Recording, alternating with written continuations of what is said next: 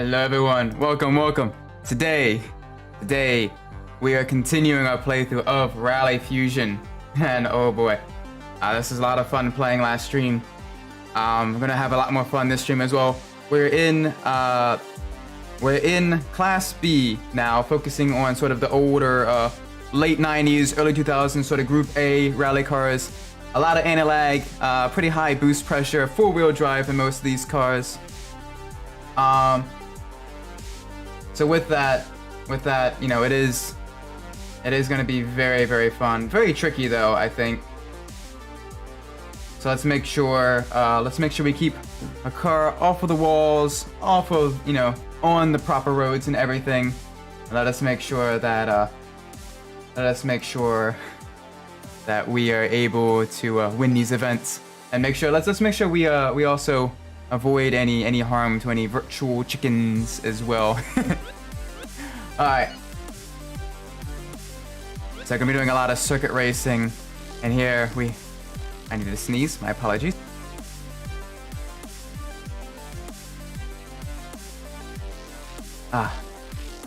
Good evening and good luck. Thank you, I appreciate that. I do apologize, things aren't quite 100% prepared today. I got got home quite late from work. Let me get this all sorted so that pops up. There we go. Chat is correct. Chat is the correct source now. Alright. I'm gonna be racing with the Ford Escort with the dirt tires on circuit racing tracks. The Ford Escort. Really cool. Probably one of the coolest rally cars not to win a WRC championship. And also, it is good to see sprockets.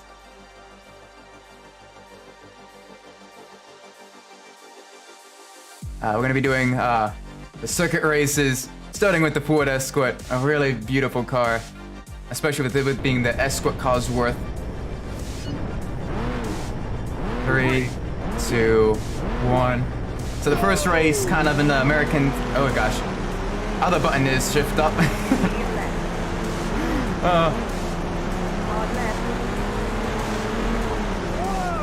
Yeah, whoa. A little bit of collision, a little bit of battling with the AI here.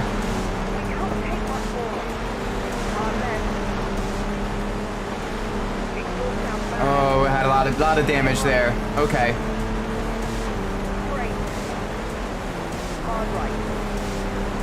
All right, let's get back up to first. That Peugeot 306. It was the vehicle that preceded the Peugeot 206. One of the few cars in this class in the game that is front-wheel drive instead of four-wheel drive. I think most of the other vehicles in this class are all four-wheel drive vehicles, whereas the Peugeot is only front-wheel drive. So we will have a little bit of advantage on some of the wider turns, and also maintaining grip. We will have a bit of an advantage there. Although the Peugeot does have a bit of a weight advantage on us, it is a much lighter vehicle, which will definitely help them on some of the tighter corners. So it's going to be a little bit tricky. Ooh, got very sideways there. Very sideways. Yeah, I see that. They're very close. Medium left. Hard left. Hard right. Medium right. Hard left. Medium left. We're well up into the lead now, which is very good. Just out of curiosity, hopefully the stream sounds good. I was doing a little bit of I haven't got as much time to do testing and adjustments because I did get home from work much later today. There was an accident on the highway that kind of backed traffic up and closed one of the tunnel lanes. So that definitely caused quite a bit of delay. So I didn't get a whole lot of time to adjust sound and everything. I think everything's set up properly. I hope. The stream's had a bit more of a delay than normal. I'll have to look into that, see if I can't fix that while I'm streaming. That might be just an error for this stream that I'll just have to deal with. Everything sounds great. Thank you so much. I appreciate that. Yeah, hopefully nothing's too loud or too soft. Because if there is anything, any volume adjustments you want me to make, or do let me know, because I will, and I can get that fixed. That is one thing I can kind of quick fix on the fly. Medium left. But what I hear is a little bit different than what you guys, you viewers, all hear. So, as of right now, we're actually well into the lead. The Escort's probably one of the quicker vehicles in the class. Very, very powerful engine. Not the best handling. Also, much in a V8 that would turn 20,000 RPM. Yeah, wasn't that the DFV, the Ford DFV that could do that? Hairpin left. I think that was the Ford, the engine used on the Lotus 49, the Formula One engine. Hard I left. think that was the engine I'm thinking of. That might be it. That might not be. But yeah, no, Cosworth has made some really, really cool engines. They've worked with a lot of different automotive manufacturers to make some really cool cars. Everything from Ford with the Cosworth, and again with the Ford DFV, which was also tuned by Cosworth. They've worked with Lotus for so many different vehicles. They even worked with Subaru, to make a performance version, like a high, granted a fairly rare, but a high performance version of the Impreza hatchback back in like 2010, 2011. And that had that was a very, very powerful Impreza that was sold. Very rare too. But yeah. Okay, yeah, the stream is going to be a little bit slower. A little bit more delayed, unfortunately. Due to the fact that it is, I did reset itself to normal latency as opposed to low latency. That is something I cannot adjust right this second. That's fine. We will continue through this. I do still look at chat and everything, but it's just there will be a little bit of delay between what I say and chat being able to respond, unfortunately. But I will still be able to look at chat, which is good. All right, second race in Australia, in the Metro Park. Make sure we get a good launch off of the line. Okay, you tried to run me off the road there.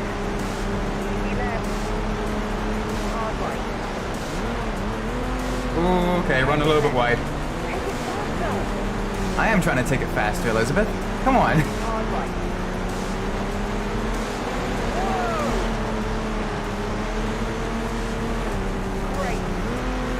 Alright, we're up in the third. Second and first, just up ahead. Had a little bit of an error there. Our poor car is definitely very damaged. I am missing a door. That's just impromptu weight reduction. We've lost the exhaust as well. That's alright, the louder the car, the better. That's what every Civic driver at 3 a.m. believes.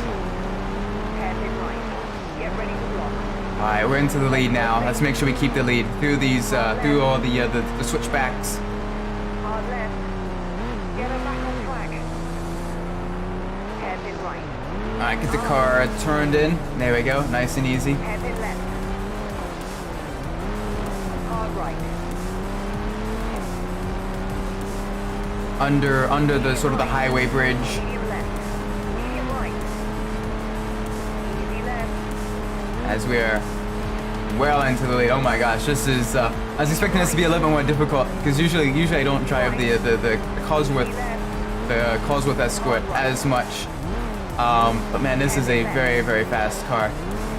Very, very quick, very maneuverable, Hard right. which is good. Make sure I shift up there. That's over-revving the engine just a little bit. Thankfully that doesn't damage the engine. Extremely high revs don't do that in this game, which is good, because it does do that in other games, but not this one, thankfully. Jump ahead. Hard right. Hairpin left. Alright, nice and easy through the switchbacks. Hairpin right. Get the car rotated through there. Hard left. Hard left. Hairpin right.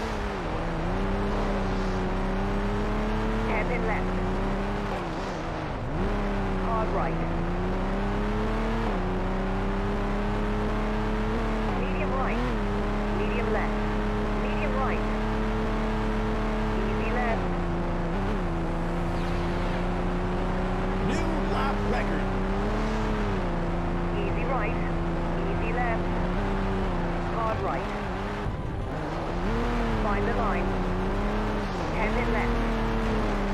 Alright, nice. On to the final lap. Our poor Escort definitely is a little bit more damaged than it should be. Still kind of getting reused to the handling model of this game. That is one of the downsides, though, of streaming a wide variety of games throughout the week.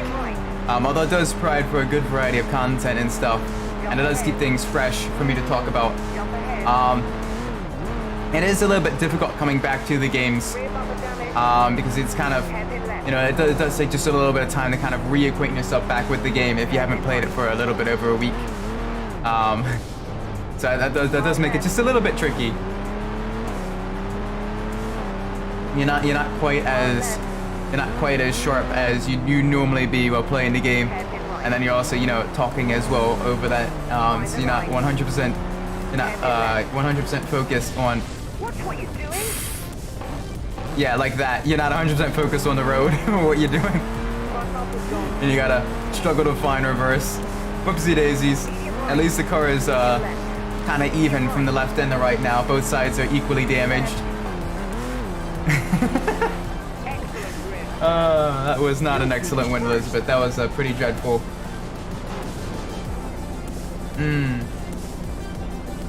But that's alright. Alright, on to the next race now. To repair our vehicle. We're definitely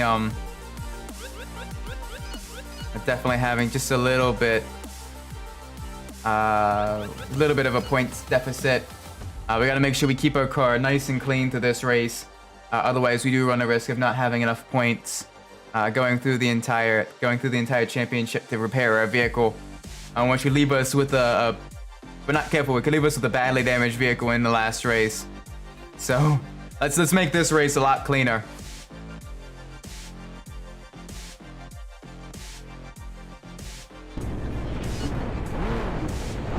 Three, 2, 1, let's roll. This is the beachfront course in Oceana. Very, very, very beautiful course. Probably my favorite of the circuit courses because it's got a nice mix of tarmac and dirt and sand. And it's just it is, you know, for a budget game, it is a fairly scenic course. You're racing like right on the right on the beachfront, and it's super cool. You see the palm trees, you see all the beaches, you see the lighthouses and everything. It's, you know, like a proper beachfront resort on like an island nation, and it's just super cool.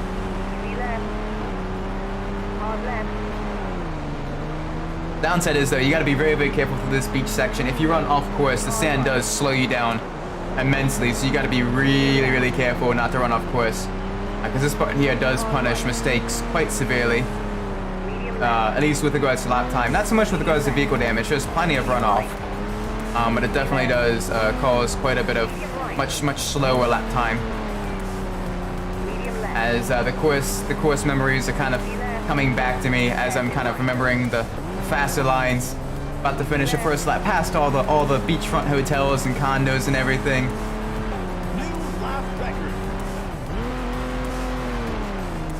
Our vehicle is still in really good condition. That's good. Let's keep this going. On to the second lap. Through the hairpins, through the switchbacks, through the tunnel section. Alright, back to the lighthouse section here. It's going to be a tight left-hand hairpin going from tarmac.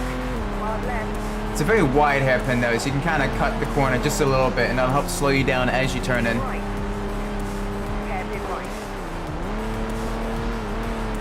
Ooh, a little bit of a love tap on the wall there. Not too bad.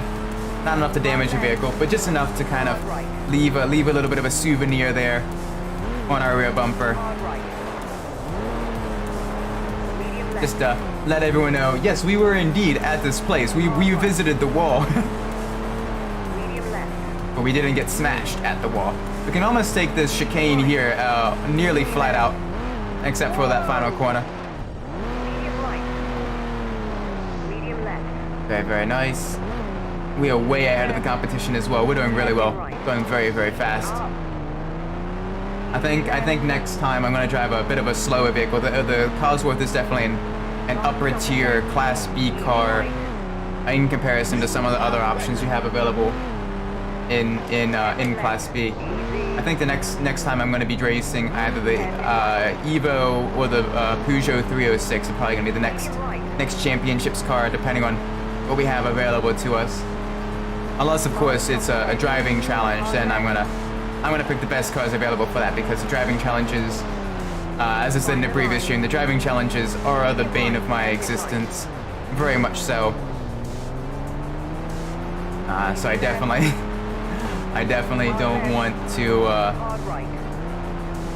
I definitely don't want to put myself at a disadvantage there, because the AI is absolutely cracked at the driving challenges, and we are most certainly not cracked at those. I'm not anyway. I'm quite poor at those driving challenges. It's a little bit too tight to navigate, so it makes it very difficult. That and all the time penalties if you're just a little bit sloppy. Definitely does not help things either. But here we go, across the line of the semifinal race. Really good job. Alright, on to the final race now. Let's see what that's going to be. First, we got to repair our vehicle, repair the bodywork. We do have enough points to do that. Alright, Metro 2. Alright, so this is a different Metro course. Back to Australia. Pretty much we've been in the Pacific for most of the events in this championship. With the exception of the first event in the American Southwest, we've been kind of pretty much entirely in the Pacific, kind of Pan-Pacific Championship, shall we say, with all of the circuits. I got a nice drink of water before the race starts. And this is Metro 2, so it's kind of, it uses a lot of elements from the Metro 1 circuit. Granted, it's backwards, but it does have a slightly different section right around where the little jumps are under the 7-Up banister. But we still have all of these very nice tight switchbacks, back and forthing, kind of weaving through this city park. Very blind jump, but you can gain a lot of time if you know exactly how to set your car up for the right trajectory. Gotta brake just a little bit early there because of the jump. Yeah, the Metro 2 course is much more difficult than Metro 1, despite the fact that it does use a lot of elements of the Metro 1 course. This is a section that's a little bit different. Kind of, we can cut that hairpin tight just a little bit, cut a little bit of the course off. Another kind of wide sweeping hairpin. Don't need to hit the e-brake too much there. And we're getting pretty close to coming back around. Another right hairpin here. But we're getting very close to kind of meeting back up with the original Metro 1 course and getting to the finish line. It's a very quick lap, Metro 2. Let's go around here. Alright, yeah, it's only about a minute and a half in the Class B cars for a lap. Very quick laps. And when you're racing the Class A cars, which are basically mostly Group B cars with a few other additions as well. With a few other additions, it's very quick. You can probably get pretty close to a minute flat. I've never been able to get under a minute flat, but you can get fairly close. It's probably about like a minute 10 seconds is a pretty standard time, roughly around that region, for a Class A or a Group B car around the track. Just because of how powerful and how fast the Class A, it's very confusing. The Class A cars are. Right now we're in Class B, which is, kind of the middle ground between, Class C, which is, compact and kit cars, and Class A, which is the terrifyingly powerful Group B monsters. Nice and easy. There we go. Alright, on the final corner, starting the final lap now. Set a new lap record. There we go. Alright, keep a nice straight line through, under the bridge, through all of the S curves. You can kind of take that in pretty much an entirely straight line, save some speed. Alright, gotta really kind of cut your corners very tight. through these switchbacks here. Definitely helps save some time. Ooh, nice and easy. Down the hill, over the jump, back uphill. Watch yourselves through this tight left-hand hairpin. Back again to the right. This track is mostly comprised of hairpins. Hairpin left again. Very, very acceleration focused, and if you can maintain momentum through the hairpins, that's kind of the key to success. Definitely favors four-wheel drive cars, as they can really kind of power out of a lot of slides, especially around the hairpins and stuff. So this does benefit the four-wheel drive Ford Escort Cosworth. That's why this track is also kind of difficult to win in the rear-wheel drive Group B cars against the four-wheel drive cars, just because the four-wheel drive cars just have such an advantage on the acceleration out of some of these tight hairpin corners. Nice drive. All right, 119's our lap record with Class B. Very, very nice. All right, that's a championship one. That's a circuit championship complete. That's good. Very, very nice. All right, we unlocked Metro Route 2. We unlocked Oceania Route 1, sorry. And we got the Class B circuit trophy. All right, so we have a dual event. We have a dual event. Very, very nice. This is going to be for the Celica GT4, the four-wheel drive Celica that was very, very fast. Partially because it did have a little bit of a cheating device on it with it had a specialized restrictor plate that was built by Toyota for it. That under full throttle, the restrictor plate would actually open just a little bit more. And let a little bit more air in, which allowed the engine to make more power. Was it a restrictor plate or was it the wastegate? It was one or the other.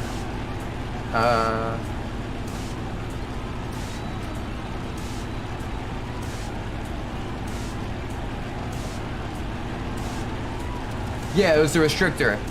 Basically, it bypassed the seals around the restrictor for the turbocharger and allowed it to make more boost, or allowed more air to get into the engine. But when the car was off, when the engine wasn't at full throttle, it was closed completely, and it was almost indistinguishable from a standard restrictor plate. So when the FIA, which still does run the World Rally Championship, they're the governing body for that.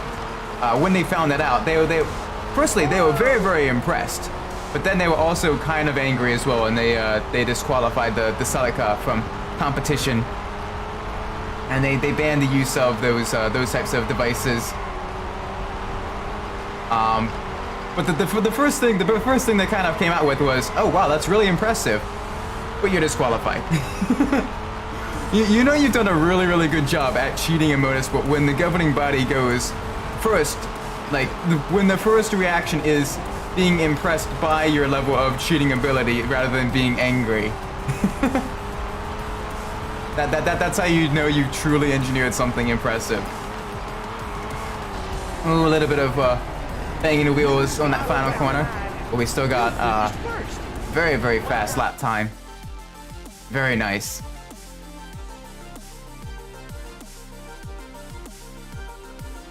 No, because of that, the Celica GT4 is such a cool car just because of how they managed to do that, and the technology behind that is absolutely amazing. All right, here we are. We have the Rally Cross Challenge. So it's going to be point to point against other racers. We did unlock the Celica. I kind of want to race the Celica. I may race the Celica. I'm going to race the Celica. It's such a nice car. Very, very, very good for high speed as well. It's got very, very powerful engine. Because in this game it does also have the cheat seat device on it. Though it is balanced out by the fact that the other vehicles, some of the more modern vehicles in the Class B, are a bit better with regards to vehicle handling. So this is better for more so the high-speed stages like Desert Route 1 and 2, both of which I believe we will be on. At the very least, we're on Desert Route 2 right here. Let's roll. Alright, we got a Lancia Delta. and we have the Peugeot 306. So both of them are very, very kind of more light, more nimble hatchback cars, but we will have that straight line speed on them. So let's get into the lead so we don't have to try to pass them on the corners. Hard right. Get ready to block. Easy right. Hard left. They're closing. Driver behind. Behind, yep, there's two of them behind. We're in first of the three racers going through here. Get ready to block. Alright, this is the first place we can run over any chickens, so let's try to avoid running over any chickens here.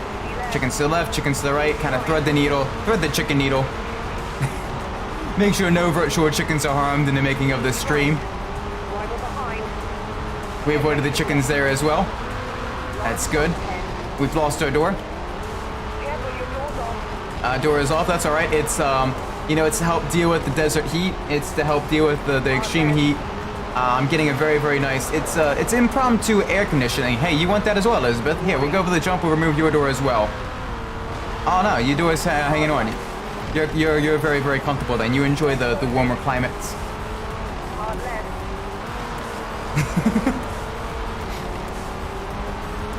Man, that Lancia is actually really quick. Driver behind. Yeah, I know. I see them behind. Medium right. Need to speed up through these sweeper corners. Very, very nice, very gentle. Easy left. Lots of jumps though. This is probably very easy to damage your vehicle here. We've lost the exhaust. We've lost the exhaust. I just said that. Stop repeating me, Elizabeth.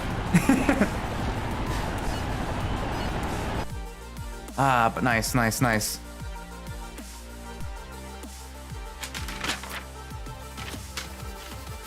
Sorry about that.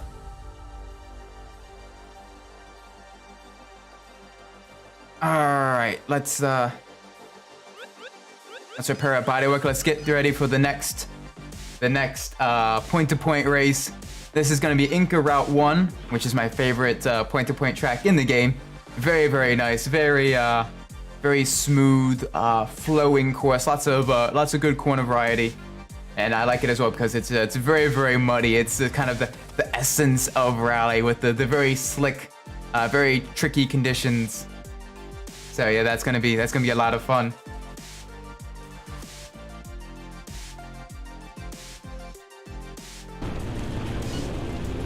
All right, 3, 2, 1, let's roll. Medium right. We're in front. Bail in front. Let's go. Medium right. Oh yeah, this car with the four-wheel drive, it is very, very good in the mud. Whoa! Not when you do that.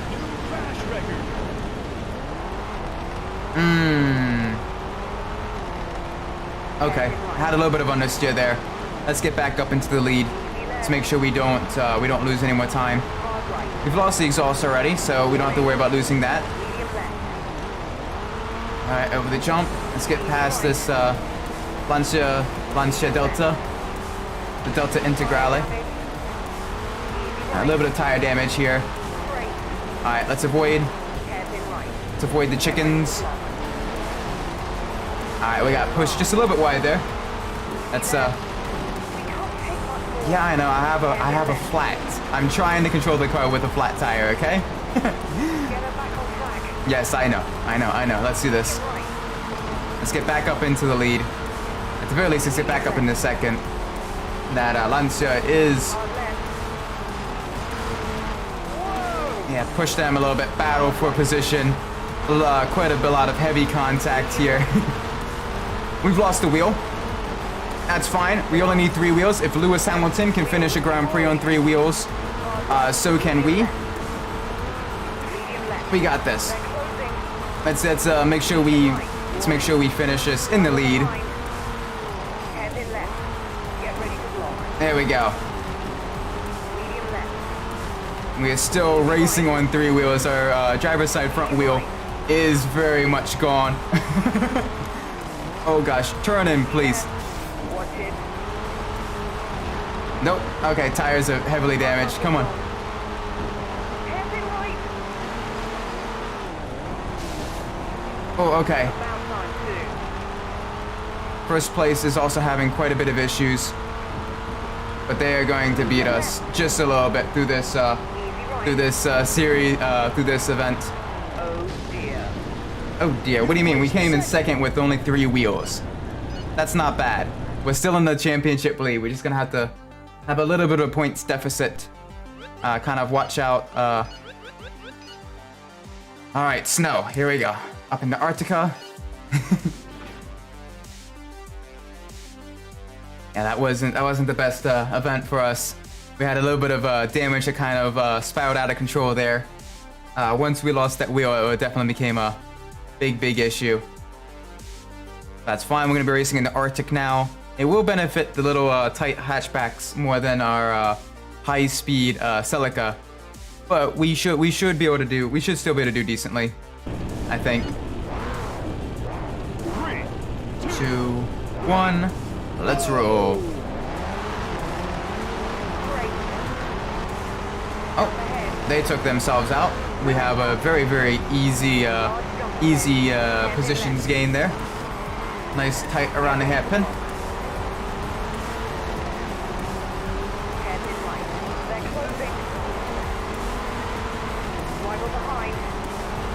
And we have a rival behind.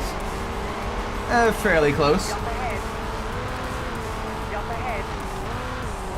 Medium left. Heading left. Hard right. Alright, very nice. Medium left. Heading right. Alright, hairpin right. Let's keep it nice and easy through here. Hard right. Some S curves. Back through the snow. Make sure we don't cut the course too much, because cutting the course does actually lose us time. Going off course slows you down immensely through these S curves. We do not want to do that. I got a couple of jumps here. The vehicle nice and planted. Let's try not to damage the vehicle too much. Heading left. Knock over that cone. Why not? Put the cones out of the way. Right. We don't need cones. Easy left. Easy right. Alright, tight hairpin left. Heading left. The car right on track. Very good. Very good. Large jump ahead. Got a big jump here. Medium right. Use a little bit of that dip to help turn our vehicle in to the right. I see the submarine up ahead. We're getting real close. There's the ship. Submarine's not too far behind. The submarine is the finish line. Heading right. Easy left. Medium right. I got 2 hairpins coming up just after this jump. Hairpin to the left. Nice and easy. Get it turned in. Jump ahead. Little itty bitty jump. Hairpin right. And a slight left across the line. Well into the lead. There we go. That's the redemption we're looking for. finished first. Very much into the lead now. That's good. Second and third are tied for position into the final race. Back to Desert Heat. Desert Heat 1 with the tarmac section through the village. This one's gonna be a lot of fun. This one's gonna be very beneficial for, provided we can keep the Celica off the wall. This should be a race that does benefit the Celica as well, which is good. So I want to make sure that the I want to make sure that we finish this championship on a high note. 1, let's roll. Jump ahead. Jump ahead. We're in front. Yep, we're in front. I got this.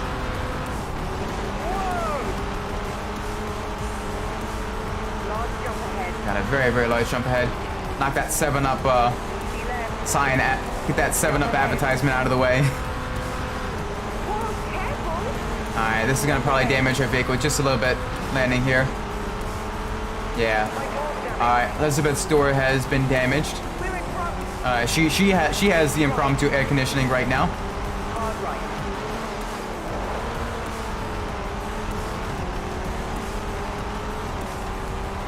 Ooh, okay, that Peugeot is very close behind. We do have the advantage on the line there through that corner. My door is now loose. You're loose. A little bit of damage from the wall there. Alright, the chickens are going to be making a chicane up here. Do the chicane with the chickens. Avoid running over any chickens. Save the virtual chickens. Do not cut the chicken, as Fernando Alonso would say. Easy right. Alright, Scandinavian flick into this corner. Take it really fast. Large jump ahead. Into this huge jump. Medium right. Alright, now back out into the desert, into sort of the, you know, kind of away from civilization, away from all of the, away from all the villages and everything. Back off-road. Kind of need to watch, make sure we don't go off-road too much. Medium right. Easy. Alright, only got a couple of jumps ahead Large jump before we cross the line. There we go, there we go. We've lost the exhaust. We did lose the exhaust, but that is fine. We are across the line in the lead. Very nice.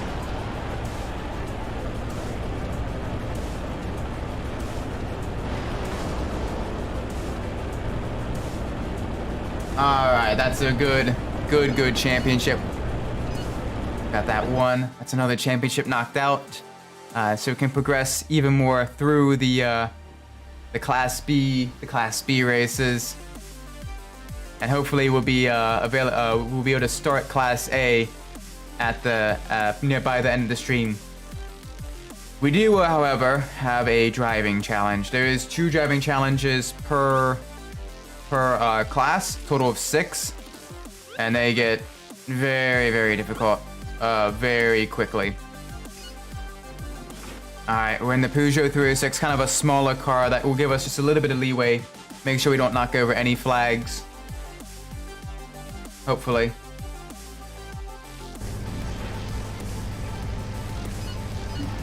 Alright. 3, 2, 1. Let's go. Let's see what we have available for us for the challenges. Is this reverse slalom? Nope, this is forward slalom. Oh, that's a mistake on my part. Go through the flags, go through the flags. Alright, yeah, we're definitely not winning this. Not easily. Need to make up some time. Forward park. Alright, get it onto the flatbed. Nice and easy, nice and easy. Park it. Alright, reverse. Go forward. There we go. Alright, that was quicker than, that was quick. Very quick. Around a tight hairpin, maintain speed. 360 spin, that's a quick one. It's gonna be hard for the front wheel drive car to do that. We got it done. Kinda need to hold the e-brake and just kinda full throttle, spin it around. This is kind of the beginning. Oh gosh, reverse park. Okay, get it turned in. Get it turned around. This is gonna be much slower. There we go. Spin it around. We still have a chance. It's gonna be tight. It's gonna be very tight. I'm trying to get this across the line. There we go. Okay, we managed to still win that. That's good. The challenges are allowing just a little bit of leeway with regards to the number of mistakes you can make. Normally at the end, it is when you get close to the end, it is very even if you don't make any mistakes, it's basically pretty much if you can win, like if you can like shave seconds off, you'd be shaving like, you know, tenths of a second off here and there trying to win it.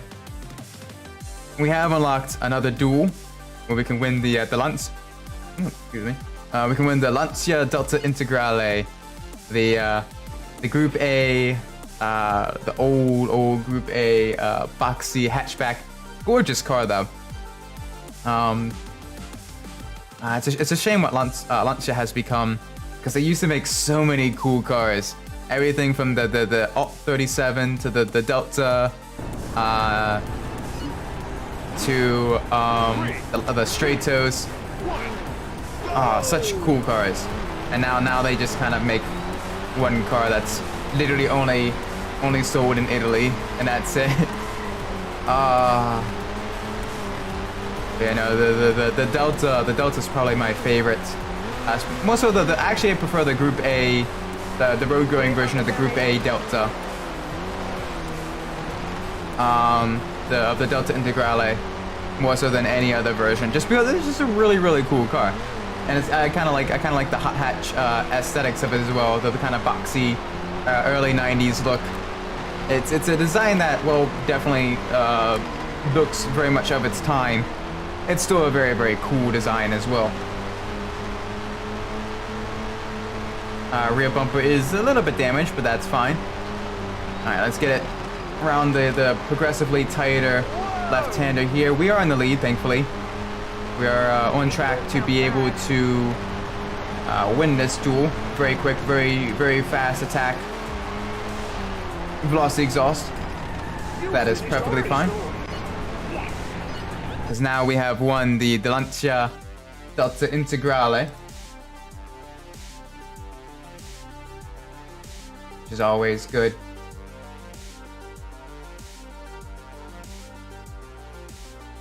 Always very nice. Alright.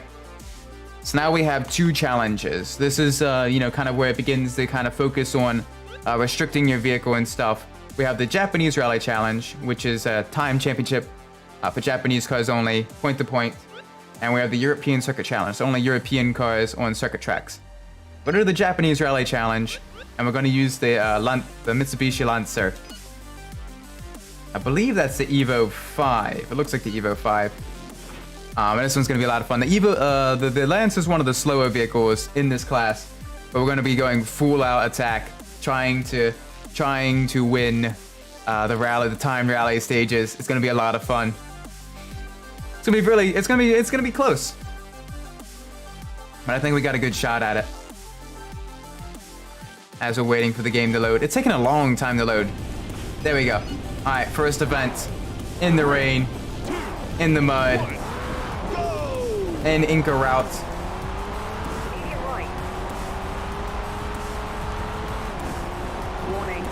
Warning.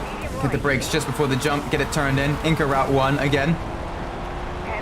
Let's make sure we redeem ourselves on this track. Make sure we don't have any off-course excursions, any major collisions, no tires coming off. Easy left. Hard right. Warning. Ooh, easy. Car sliding just a little bit. Get this back on track. Easy right. Alright, there we go. Medium left. Back up to speed. Easy Alright, right. under sort of the archway, past the chickens. Let's avoid running over any chickens. It's very difficult trying to do the self-imposed challenge of avoiding running over the chickens, because especially on that corner, the chickens are right on the racing line. But I don't want to run over any virtual chickens. That is kind of the goal I have set for myself today. For this playthrough of the game is avoid running over any chickens. Hard left. I don't wanna run over any chickens. No chicken roadkill. Medium left. Get her back on track. Medium right. Hard right. Medium left. Let's avoid the chickens here. Medium left. Alright, past the logging truck, over the jump. Medium right. Warning. Hairpin left. Medium left. Easy right. Alright, over the jump. Downshift the gear. Keep the car in the high revs. Easy left. Very fast through here. I got a tight hairpin right. Avoid the chickens. That was very close. I think we may have hit one there, but that's Medium left. I don't know. I didn't hear us actually run over any of them, which is good. Final bit of chickens here. Avoid the chickens. And I crossed the line.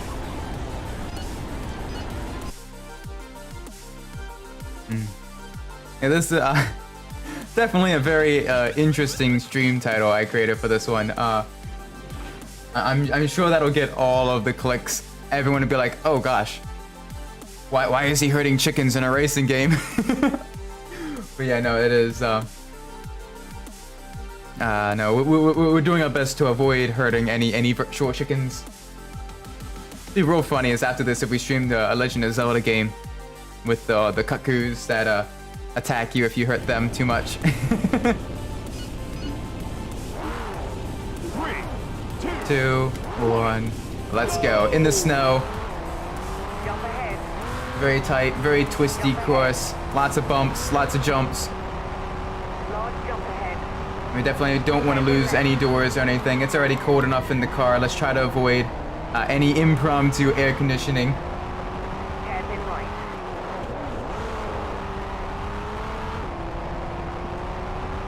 Hard right. Jump ahead. Jump ahead. Nice and easy, nice and easy. Medium left. Medium left into hairpin left by the satellite dishes. Get the car down to second gear, kind of spin it around the hairpin.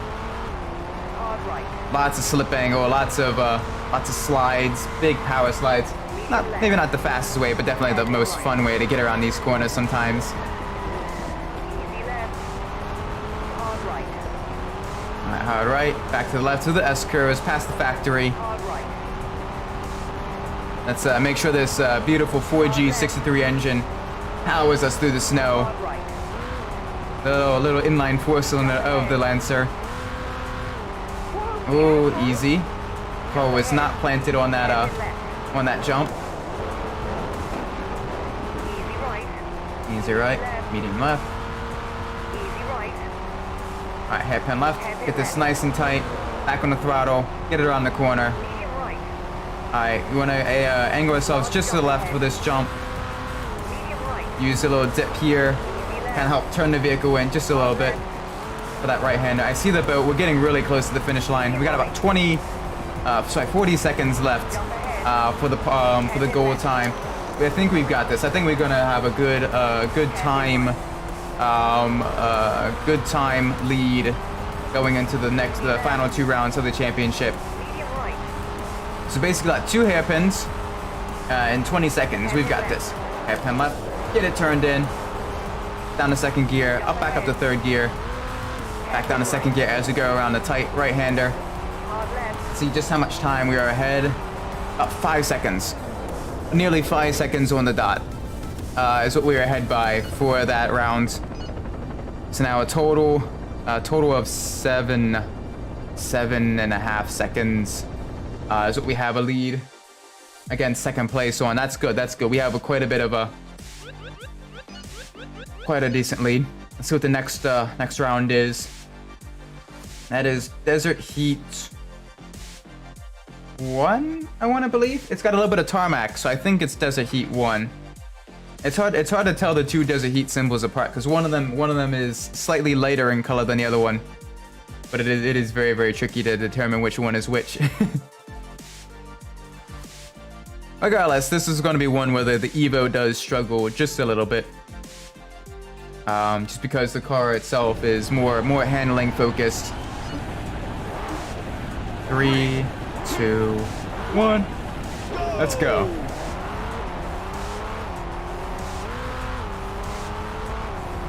I got a big jump ahead. Yeah, this is Desert Heat 2.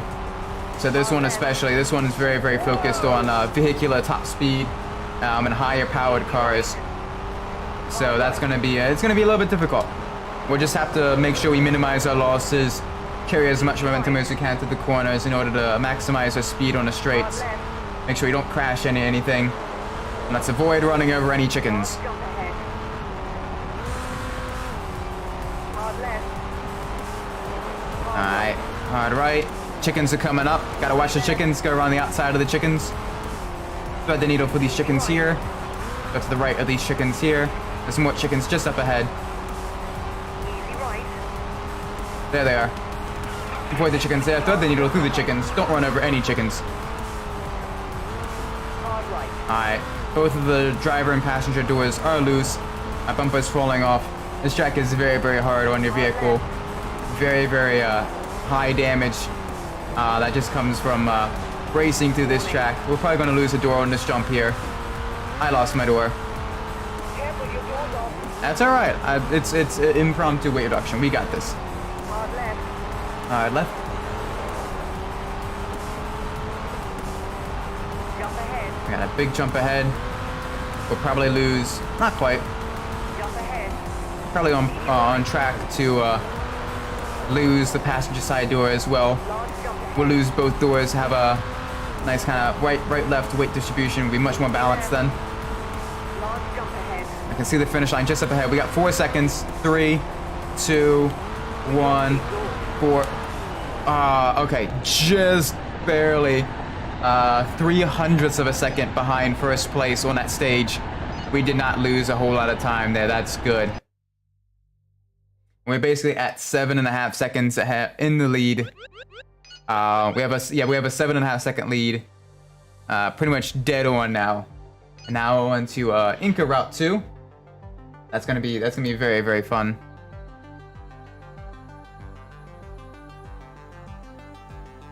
Because again, we're gonna be racing in the mud, in the rainstorms, and all that fun stuff. Very, very slippery, very twisty through the rainforest. It's gonna be really cool.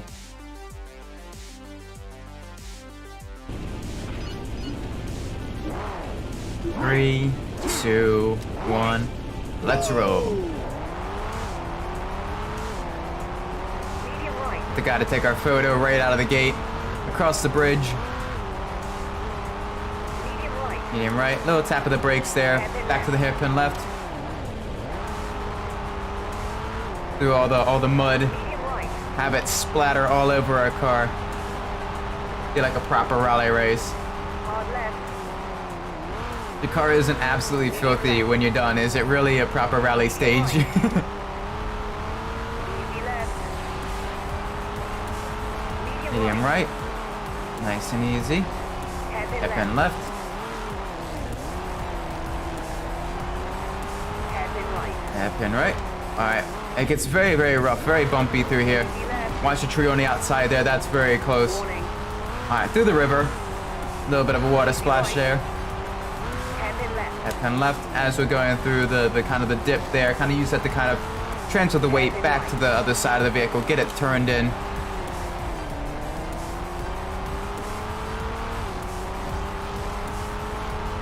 Medium left. Into hairpin right.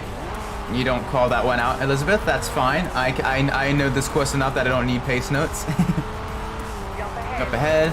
Jump ahead across here. This is a very, very easy spot to get your vehicle really damaged, especially in the faster Class A Group B cars. Medium left. It's very easy to flip them over that kind of cobblestone jump there. Left.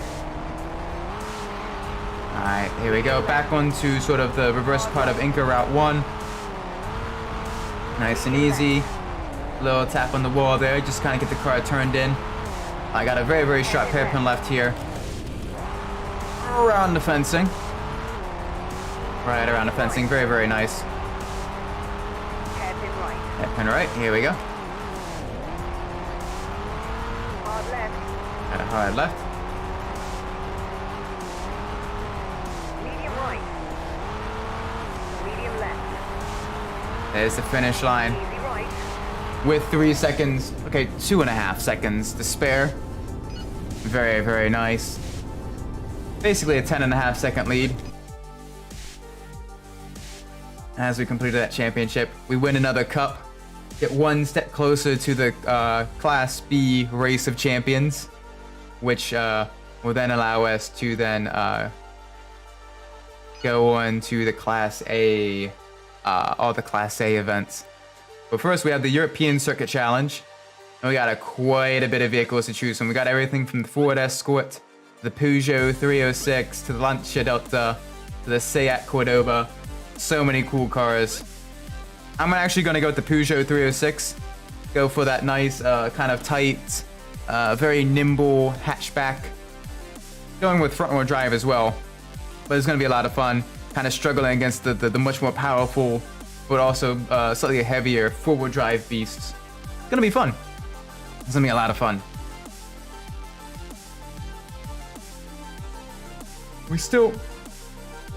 We still have 2 more cars to unlock, that being the Toyota Corolla rally car and the Peugeot 206 rally car. So we still have a decent amount of events to go through with Class B.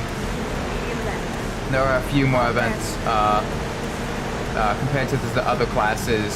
Class B is probably one of the longer championships, just due to the sheer number of vehicles in there.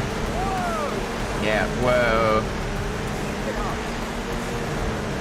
Alright, Peugeot versus Peugeot. The old guard versus the new blood. Old guard is taking the lead. Back into the lead with the classic Peugeot red, white, and blue tricolor livery that was used on a lot of their racing cars during the early to mid 90s. Hard right. Medium left. Hairpin right. Hairpin right. Get it nice and turned in. Use the lightweight nature of our front-wheel drive Peugeot 306 to the advantage. Easy left. Hard left. Medium right. Easy right. Easy right. Back again to the left. Watch out for the bad camber on this corner here. Kind of run to the inside. Even though we do lose a little bit of speed from going off track, it's still better than trying to deal with the bad camber on the corner. Medium left. Hard left. Oh, easy, easy, easy. Hard right.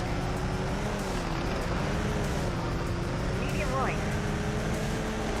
Hard left. Medium left. Medium right. Ooh, okay. Yeah, we're definitely. I think we made a good choice with the 306. Its lightweight nature is definitely helping us with the twistier sections of these circuits.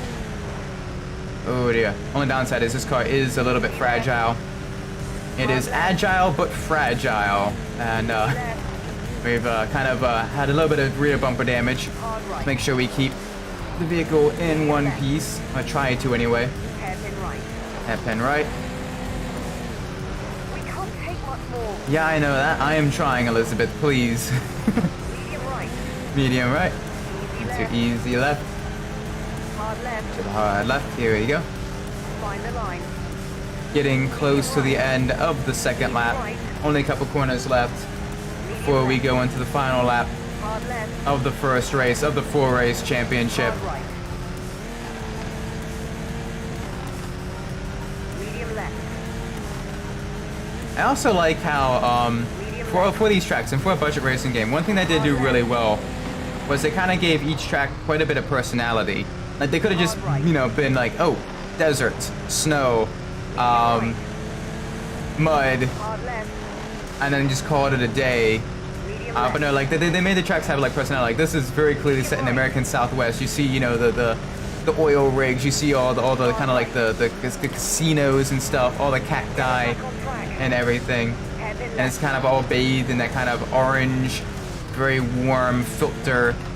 You know, the desert heat tracks. You know, it's got, you know, the heat haze rising up from the ground and everything. It's got the cool kind of more African / Middle Eastern kind of village vibe through that tarmac section there.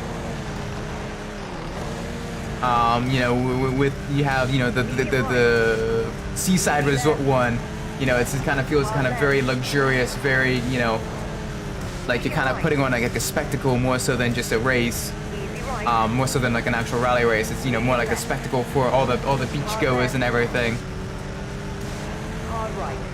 And it's just really cool. Each track has its own vibe, and it definitely makes it much more memorable as you're learning the tracks. You kind of eventually kind of are able to kind of close your eyes and visualize the tracks as you're going through it, which is always the good telltale sign of a good racing game design.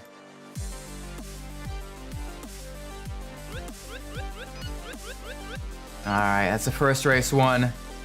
Now we are at Oceana 1, the seaside resort. This is going to be a lot of fun, because that's also a very tight, very twisty, very technical circuit. Oh, it's going to be great.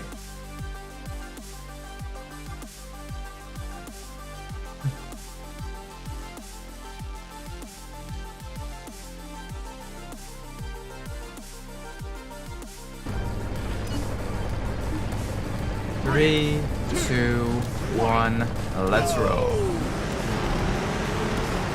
Large jump ahead. Easy right. Alright, very good start. Jump ahead. Let's go extend our lead through these tight hairpins. Hairpin right. Get ready to block. Medium right.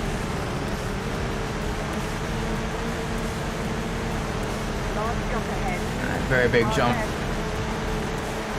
To the left, easy, easy, easy. All right, a little bit of rear bumper damage. Let's try to keep our vehicle off the wall. Let's keep our vehicle nice and neutral throughout these corners. Not too much sliding, because it is most of the corners in this on this track are fairly high grip. At least most of the tighter corners are very high grip, kind of on tarmac. So you don't need to slide too much on them. A little bit through the beach section here, you do need to have a little bit of sliding. Get the speed up through there.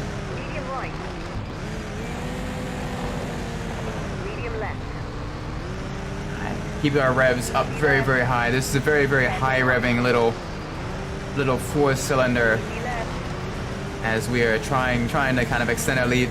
That Lancia is very quick on this track as well. It's also a very lightweight, very maneuverable car, but they have four-wheel drive. We do not, but that's all right. We have Elizabeth with us. She is going to be kind of leading us to victory.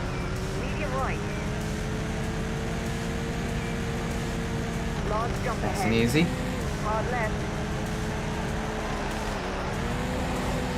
Ooh, easy, easy, easy. Medium right. Hairpin right. Alright, good. We got about 100 meters of distance between us and second place. It's about, what, a second and a half, 2 seconds, somewhere on that region of advantage.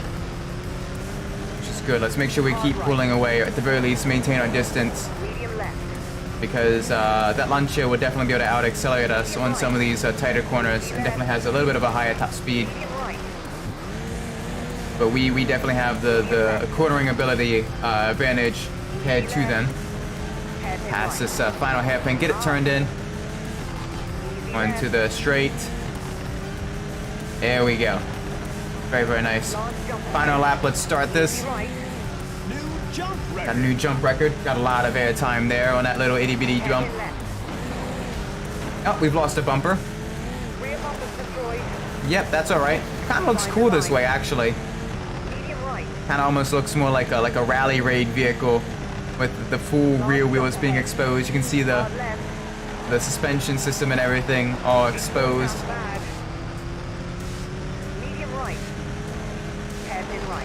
Still really cool though. Easy left. Easy left. Hard left. Hard right. Hard right. Medium left. Hard right. Hard right. Nice and easy. There we go. Medium left. Alright, back to the tarmac section. Back kind of closer to the other side of the beach. Oh dear. Easy left. Alright, we got a little bit of gearbox issues. We've kind of the rear hatch is gone. Hairpin right. The entire rear of the vehicle is very, very gone. But that's all right. We have the finish line just up ahead. Just a little bit of a. You finished first. We're missing a few components of the vehicle, but the important parts came across the line with us. Alright, let's get the gearbox repaired. Let's get the bodywork repaired. Alright, that's race 2 of 4. Now on the metro circuit to Australia. Here we go.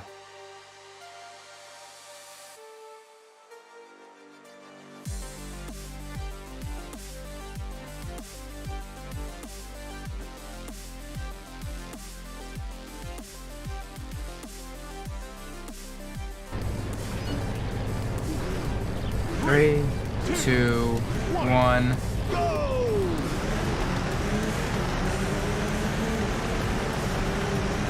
Great. Medium left. Clear it front. Medium left. Hairpin right.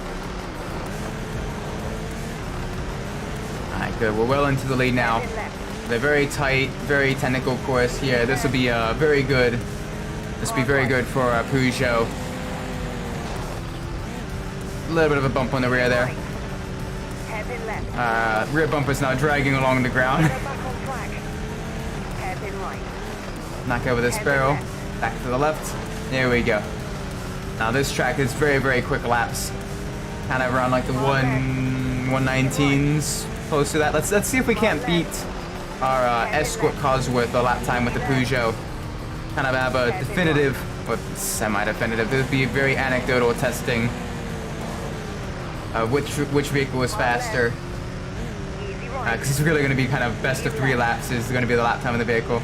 But honestly, I want to see if we can't beat that 119 set by the Escort, or if the Peugeot would be a little bit slower. We will lose out just a little bit on the straights. All right, so first lap was actually pretty quick with a 122. Let's see if we can't get under that 119. Gotta get under that 119, see if we can't set that new lap record. Gotta be really, really smooth, but also really aggressive with the car. Hit all of the apexes. Get the vehicle going as fast as we can. Whoa, that wasn't the best line through there. That's okay. Hairpin left. Hairpin right. Hairpin left. Hairpin left, nice and easy. Hard left. Medium right. Right. Come on, let's focus on getting Hairpin very, left. very tight, very quick, Easy left. very fast lap times with this Peugeot. Hairpin right. See if we can't beat the Escort. We'll see if we can't beat the Escort times. Hard left. I'm going into try hard mode now. Easy left. All right, we got about Hairpin right. 10 seconds to go around 2 corners. Left. Oh, it's gonna be close. 13, 14, Medium left. 15, Hard left. 16, 17, 18, 19. Not quite. Oh, it's close. Now let's try to go just a little bit faster. Come on. Hard left. A little bit faster. Medium left. We gotta beat. I think that with the Escort, Hairpin right. we got a 119 flat. We're close to, or like a 118, really close around that time. Let's try to beat that with the Peugeot. Let's readjust our line through this jump. Carry our momentum through there. Very good, very good. All right, hairpin to the left. Come on. Hairpin Back to the right. Little tippy tap of the brakes. Little tippy tap of the handbrake. Over the jump. Get it positioned right for this hard left corner. Medium right. Back to the right. Over the crest. Immediately hit the handbrake. Get it nice and turned in. Car got crossed up and my tongue got crossed up right at the same time. Come on. If I talk faster, that means I'll drive faster, right? Right. Medium left. That's exactly how it works, Isaac. Brilliant, brilliant deduction. Hairpin right. Ease up. Easy, easy, come Medium on. left. I think we're on pace. Medium left. Hard left. Oh, come on. 18, 19, 20, not quite. Okay, we weren't quite able to beat the Cosworth's Nice time. driving. The four-wheel drive definitely benefited the Ford Cosworth, Escort Cosworth. On to the final circuit event though. We are well into the lead, well into the championship lead. On Oceana 2. So again, back to the beautiful tropical beach of the island resort. It's super cool. We'll be racing there, past all the luxury beachfront hotels, through all the twisty bits and everything, past the palm trees. It's gonna be a lot of fun. 3, 2, 1, let's roll. I'm not off course, I'm right on course. Please don't suggest that game. I know exactly where I'm going. Easy right. Alright, nice and easy. Medium left. I gotta brake right before this hairpin here, or right before this jump. Hairpin right. Ease up. Get it nice and turned around. Ready to block. Very, very good. Accelerate out of the corner now. Use the vehicle's nimble, lightweight Hairpin left. capabilities to its advantage, because they will be using their full-wheel drive to theirs. So we do not have full-wheel drive. We have front-wheel drive only. Right. It's an interesting trade-off between the two. Do you want to save weight, or do you want to have traction out of the tight corners? Medium right. Thankfully, this track is fairly high traction, with even the sand offering, you know, better traction than the sand at on the desert heat tracks, Hairpin left. and most of it being tarmac. It is very, very, very grippy. Jump ahead. Jump ahead. Here we go. Left. Large jump Jump ahead. ahead. New jump record. Yeah. First lap. Easy First lap left. is complete. 121. We can definitely go a lot faster than that. Hard left. Oh, tippy taps the brakes. Get it turned in. Oop, little tap of the wall. Easy right.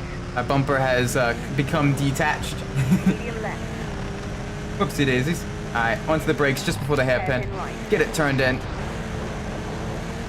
Easy right. That's a very tricky corner as well if you're not prepared for it, because it's a jump.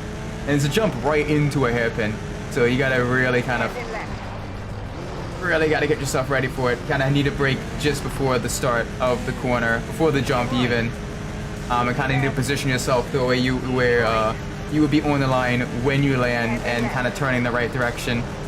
And it takes quite a bit of anticipation to do that and get that correct. But if you do that correctly, oh my gosh, you can save so much time. As you can see here, I am leagues ahead of Hard left. the competition. Currently anyway. Hairpin left. It sounds so cocky when I say that. Hairpin right. I don't intend to be. The AI can definitely get really quick, especially in the Class Easy left. A events. The AI is brutally quick, and most of the time it's I'm winning championships just by like a couple points here and there. Just a couple of decisive victories, all that allow me to win. And most of the time I'm losing more often than not. Right. It's just a couple very, very solid positions that allow me to win. But no, right now in Class B, I'm currently able to kind of outmaneuver and outrun the competition, thankfully. Partially also due to better vehicle choice. A lot of these circuit tracks are very, very good for the lightweight, nimble nature of the front-wheel drive Peugeot 306. Medium right.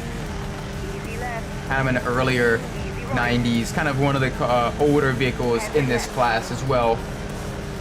During the kind of the early stages of the Group A era. And unfortunately it wasn't too successful in real life.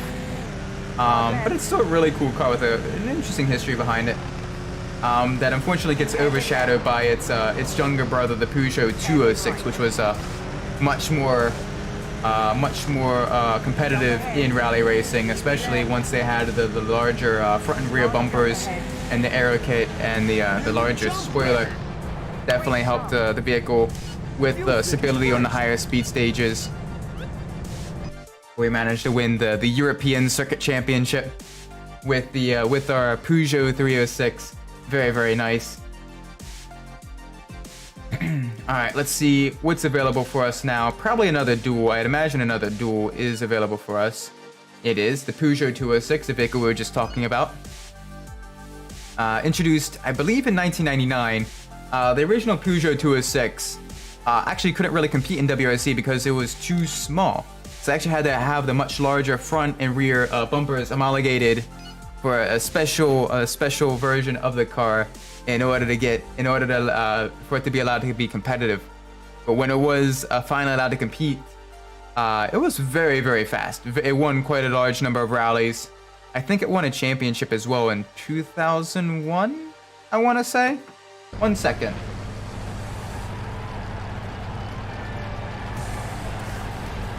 I'm gonna look up the standings for it.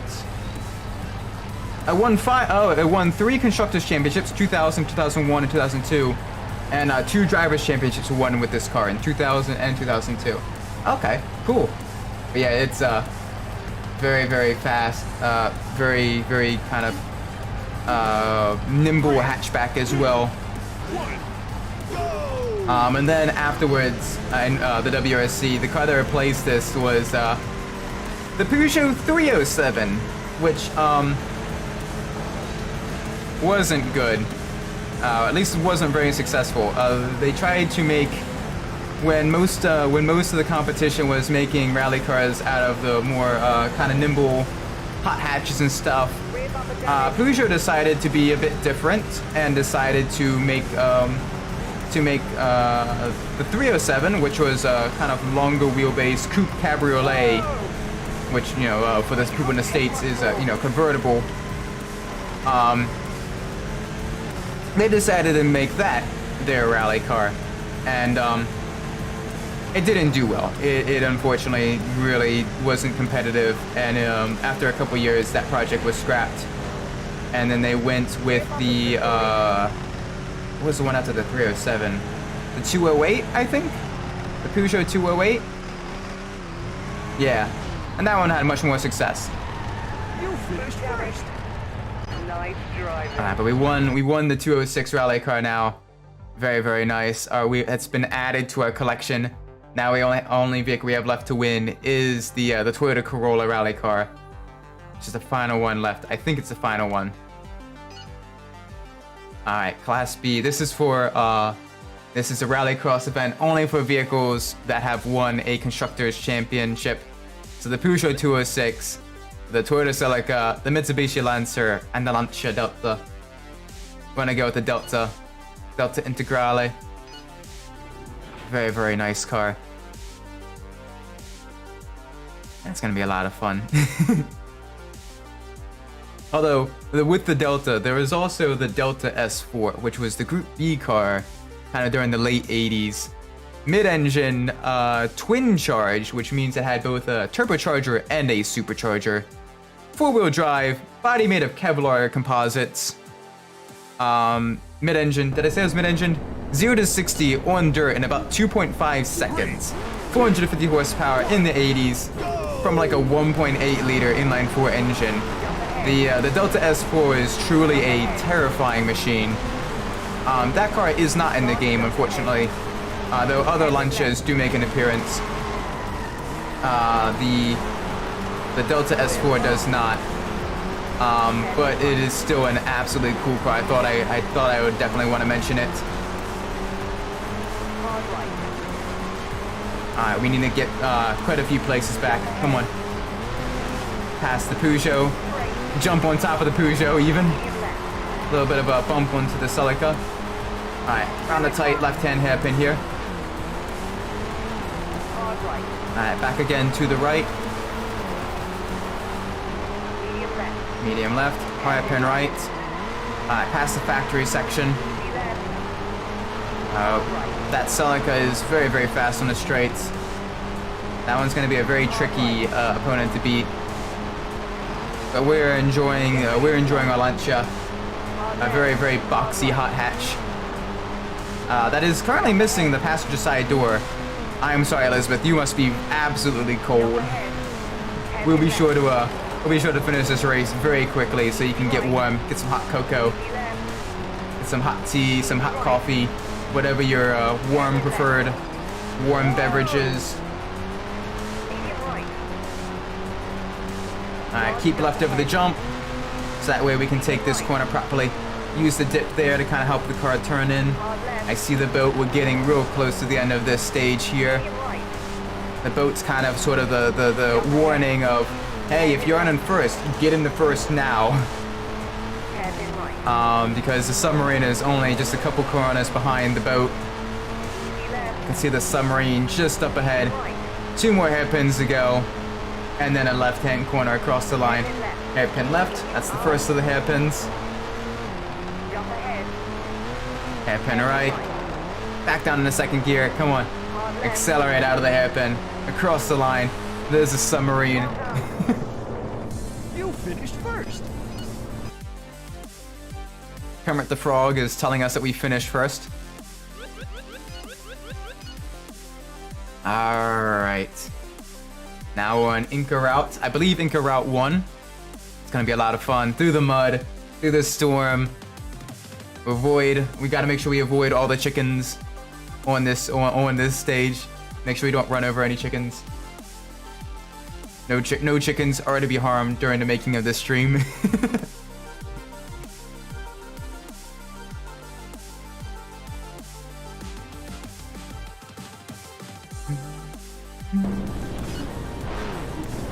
Three, 2, 1. All right, let's roll. All right, let's get into the lead real quick so we don't have to battle with the opponents too much. We want to minimize damage to our vehicle because it is still early in this championship. Easy to the left. All right, run just a little bit wide there. Avoid the kind of inflatable banister. All right, I got a tight right-hand hairpin here. Get it nice and turned around. Very good. All right, that Peugeot 206 is very quick in the mud. It seems. Got to make sure we keep well into the lead. All right, under the archway. Got to avoid the chickens. Cut to the left. Avoid the chickens here. Don't run them over.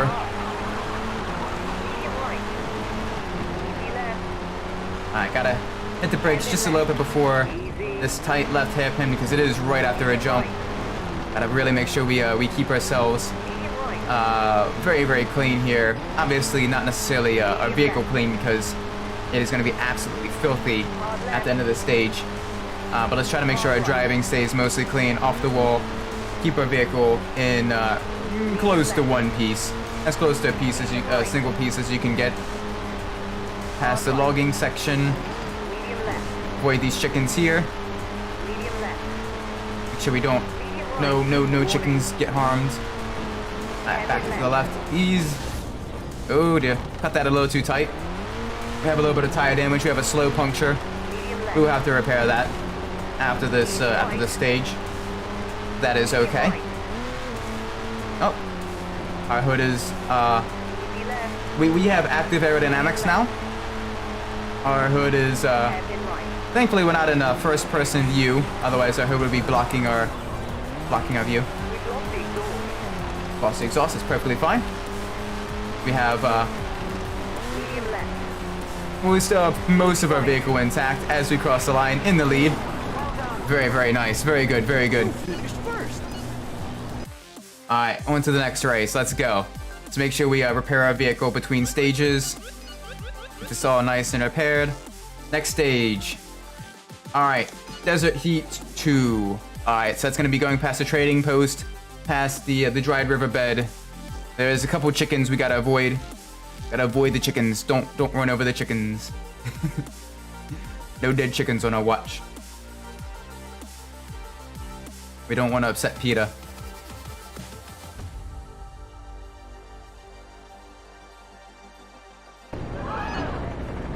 Alright, here we go. 2, 1, let's roll.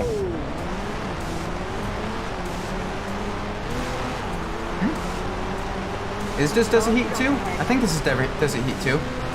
Yeah, it is. It is Desert Heat 2. Okay, good.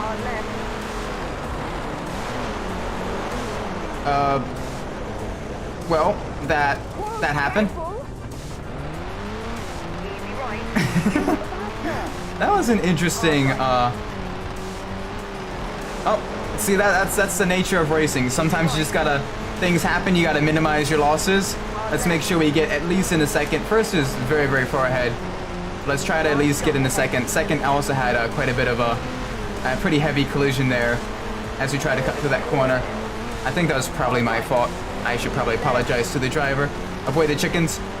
Hey. He ran over the chicken. Okay, I'm not going to apologize to him after the race. He ran over the chickens. It's very mean. Alright, let's make sure we definitely beat them now. Now that they're the type of person that doesn't avoid chickens. We're gonna have to beat them. This is serious business now. Who cares about a race to win? We gotta beat the person that runs over chickens.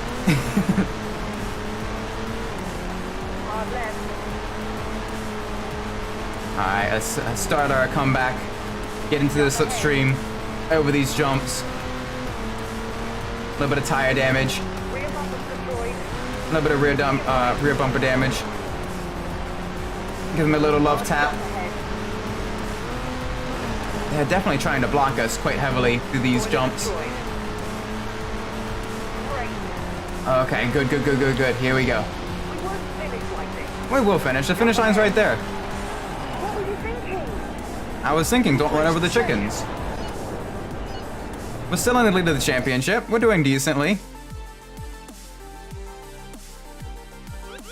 Alright, we will have to spend quite a bit of money to repair a vehicle. On to Inca Route 2 now. A little bit trickier than Inca Route 1, but back in the mud, back in the very slippery bits. This is the final race of the championship, I think it is. Yeah, it should be. That's gonna be fun.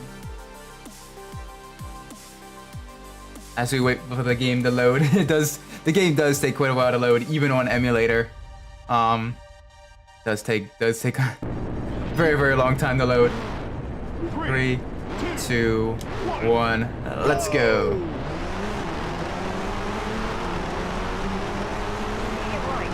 Medium right. Nice and easy, over the jump. We're very much in front. Let's make sure we stay in front. Into the hairpin. Hard yank of the e-brake. Get it spun around.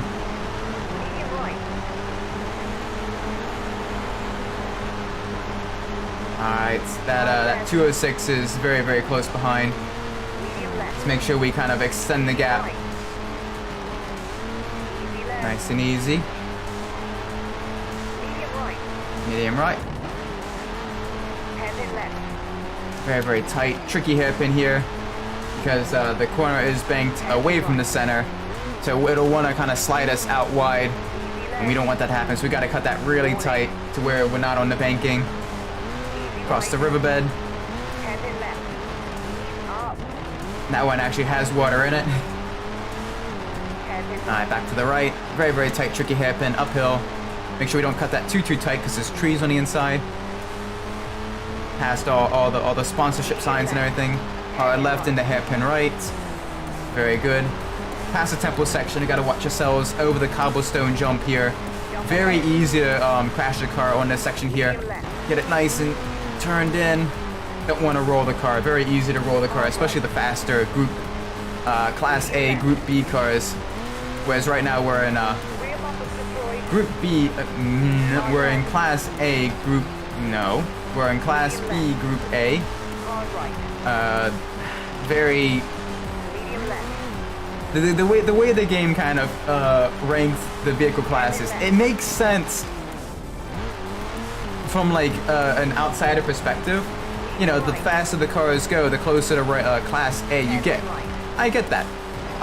But when the fastest rally cars of all time were the Group B rally cars, or at least when this game was made, and like the kind of middle performance, and kind of between Group B and kind of kit cars and stuff like that, and like, you know, classic rally cars, whereas Group A, it does make it just a little bit tricky to kind of memorize, because, you know, Group A was slower than Group B in real life. Because Group A was much more closely related to, you know, the standard, you know, production vehicles, whereas Group B was basically homologation specials. 200 needed to be made for the road in order for them to be able to be homologated for competition with Group B. And only 200. That's where the Ford RS 200 gets its name, is with that. Alright, let's go actually go with the Lancia Delta with this driving challenge. Very, very short wheelbase, should help us navigate around the penalty flags and stuff. Now, the driving challenges in this game are pretty much sort of, for lack of better words, they're almost like Gymkhana events, if you're familiar with Ken Block and that type of stuff. Basically, you're in a stadium, you're trying to perform different tricks or different maneuvers, but it's timed. And you gotta perform a certain set, and you gotta get through the course within a certain amount of time. And if you hit any of the red flags, you get time added to your time at the end, which is very, oh gosh, I thought we weren't gonna have enough power there. Bogged down the engine just a little bit.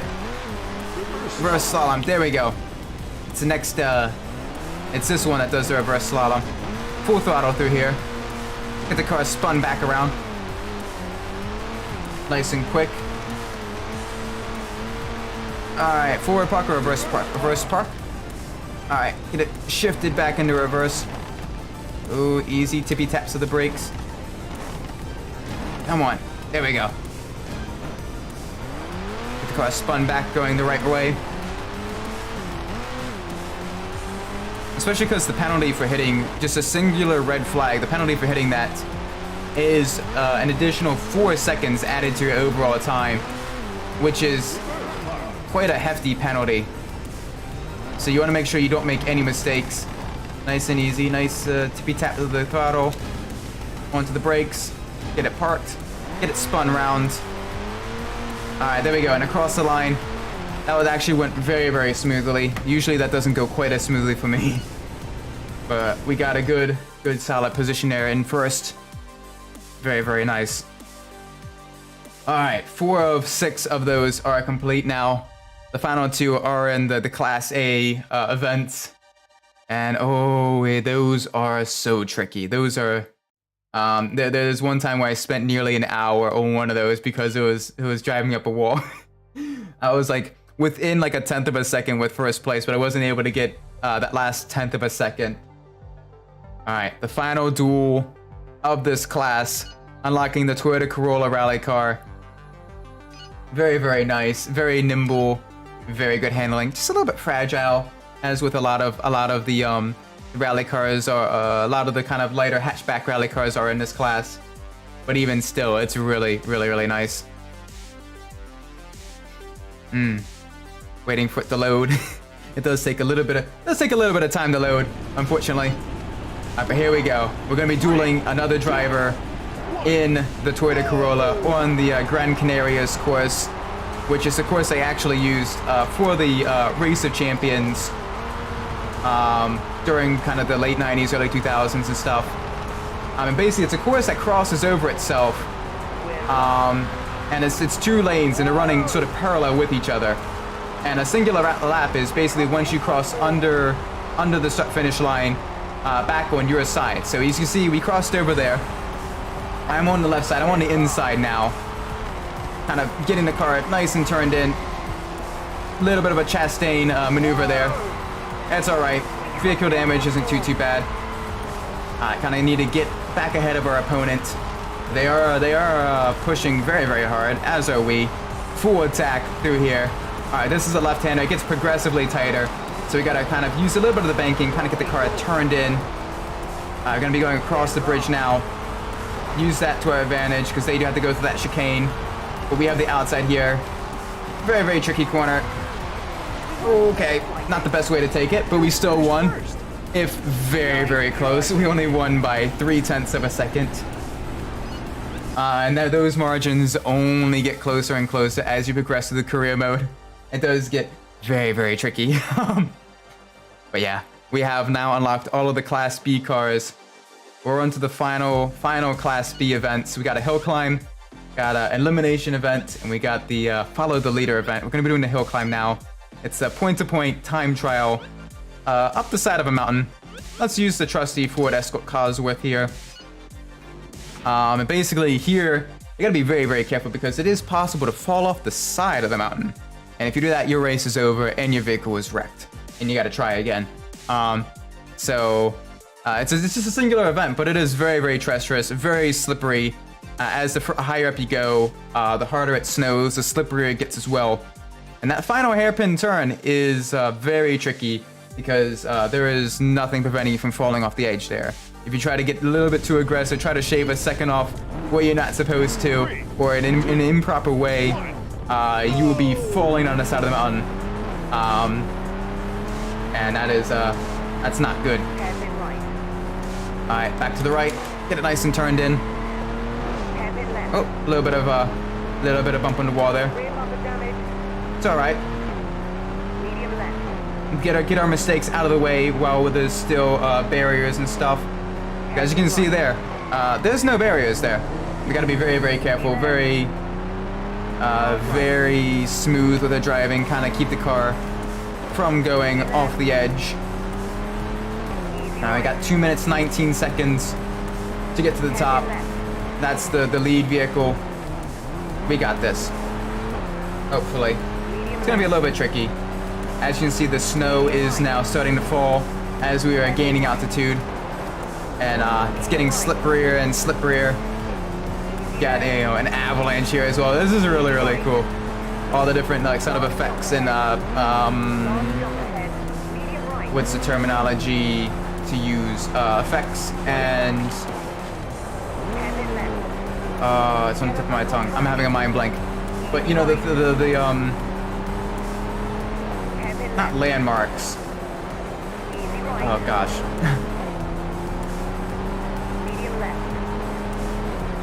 Like sort of like big set pieces. That's probably close to what I want to say. That it's got a lot of like different set pieces that make the course very memorable. Like you got the the bridge section here. You got the snow blower blowing snow all kind of over the side of the mountain. And as you go around, you see it there. And you gotta be careful not to run too wide, or you can crash into that. And that's a very solid wall. Very easy to damage your vehicle there. Kind of going over the bridge now that we went under. And we're getting into the final couple of corners. Getting close to the peak of the mountain. Hard right. Gotta watch ourselves there. Medium left. Medium right. Hairpin left. And there we go. There's the finish just around the corner. We won by a very large margin. By a good 7 seconds. Oh, 6.5. But still, very nice. We did a good job there. Alright, we got 2 more events before the final Race of Champions for Class B. We gotta follow the leader, and we got an eliminator event. Let's do the eliminator first. Probably go with the Toyota Celica instead of the Corolla. And eliminator events, they're basically a lap knockout event where the last driver on each lap is eliminated. And it's just a constant push to try to stay ahead of elimination. Make sure you're not the last person, because if you make a mistake, depending on where you're on the lap, that may be your race done, and you gotta try again. So, ooh, okay, 3 Celicas, 1 Corolla. I think we made a good choice here, because this track, I don't know, this track's got some high-speed sections, it's got some low-speed sections as well. It'll be fairly balanced, but it'll be pretty tricky as well. Most of the AI will be kind of in a similar vehicle with us, kind of the slidier, but more powerful Celica versus the more nimble but less powerful Corolla. All right, a little bit of brakes here just before the jump. A little bit of tap there on the wall. Yeah, the exhaust does sound bad on the car. That's okay. Get the car slowed down, turned in. We don't want to be last. Come on, let's gain some of these places back. All right, back up in the third. That'll give us at least a little bit of leeway as we go into the second lap. We're still on the first lap there. We're about halfway through the first lap. It's about 2 minutes 15 seconds a lap here for the Class B cars. And through these higher speed corners, we are able to catch back up with the AI. Alright, back to the right. Did I say 2 minutes? I mean closer to like 1 minute 30. This is the shorter version of the course. My apologies. Yeah, close to about minute 20. Okay, very quick lap times. That's fine. We're up in a second. That Corolla is very quick. Man, that's gonna be tricky. That corner there. Ready to lose the exhaust. We also have a slow puncture on our passenger side rear tire. Get the car turned around. We do have a rival behind. Gotta make sure we defend. We gotta make sure we attack as well. Try to balance that between these two drivers. We are running very wide there. Alright, we gotta get back up into at least through second so we have a chance to fight with the leader. They're not really pulling away, but at the same time, we're not really making any leeway on them either. They are running a wide on these sort of sweeper corners here. We're able to gain a lot of time on the higher speed corners, but they are very quick on the tight hairpins. So we gotta watch ourselves because the course kind of starts. Flat tire just means more grip. Hey, ripcord. Yeah, unfortunately, I do want to apologize to you guys that are watching. I got home a bit late, and one thing I didn't check for the stream settings was the latency. So latency is a bit on the higher side as of right now for this stream. I'll be sure to fix that on the next lap. Cosmo surface area. Actually, believe it or not, yeah, a lower pressure tire up to a point actually does allow more grip. But at a certain point, when the tire is too flat to be able to hold pressure onto the rim, then it becomes a big issue. Because then it causes a lot of rolling resistance. And no worries. Alright, let's get back up with first. Come on, this is the final lap. We gotta really push hard. Around a tight hairpin left. They're gonna have a decent advantage there. They went a bit wide. Come on. Back again to the right. Little tippy tap of the brakes. Get it turned in. Alright. Oh, this is gonna be really close. We're coming close to the final S-curves here. It is a hairpin turn. They will have a bit of an advantage going into here. We do have more power than them coming out though. Into the lead. Come on, let's keep this momentum. Let's keep the speed. Keep the speed. Oh! You finished first. Did you hear that? At the very end, they were catching up with us, but they crashed one of the stopped cars that were eliminated. Oh my gosh, we got so lucky there. I was watching the distance slowly count down. It was like 6 meters behind us right when they crashed, and we managed to avoid. Oh my gosh, that was a very close finish. Oh my word. Oh man.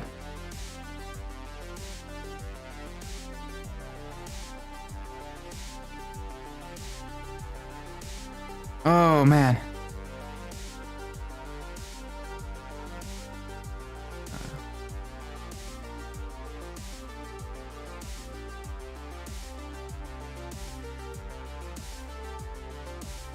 I gotta kind of calm down just a little bit from there.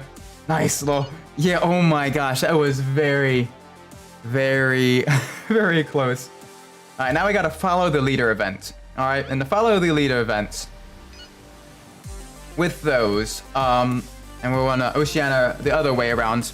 Follow the leader events. Basically, if you're not in first place, so each driver has a set amount of health, and they start equal, with an equal amount of health. And the further back you are, the faster your health depletes. So you want to be in the lead so your health doesn't deplete at all. The last driver with health remaining wins the follow the leader event. And basically it's going to be Peugeot 206s versus Peugeot 306s. Uh-oh. Had a little bit of a controller difficulty there. Let's get back up with the rest of the pack. Because we don't really have a whole lot of time to make up ground. If I could stop being wrecked by the AI. Whoa, careful. Okay, let's try. Oh, we gotta really push now. Really push. We got rolled over by the AI. Hard left. Oh, we got only quarter energy left. I don't think we're gonna be able to make this on the first try. Medium right. No, this was a bust. We lost. What were you thinking? What was I thinking? I got rolled over. That wasn't me. That wasn't me. Oh. Okay, I'm a little bit frustrated about that. That's. Oh man. One. Go. Alright. Let's try not to get rolled over by the AI this time. Much better launch. Let's keep this lead through the tight, twisty hairpin section here. Come on. They're closing. Yeah, I know they're closing. I'm watching the distance. They're only about 20 meters behind. Get ready to block. Hey man, what was I thinking? Hey, listen. I know, it's my fault I got pushed into the wall and rolled over by the AI. Up. Get that place back. Easy left. Alright, let's make sure we get back this place left because PE, physical education there is, Hard right. oh, this is gonna be close. Medium left. It's gonna be a tight battle between these two Peugeot 206s. They went wide there. We can gain some time through these S-curves. Medium left. Back to the right. Ooh, a little tippy tap of the wall there. Little love tap. Medium right.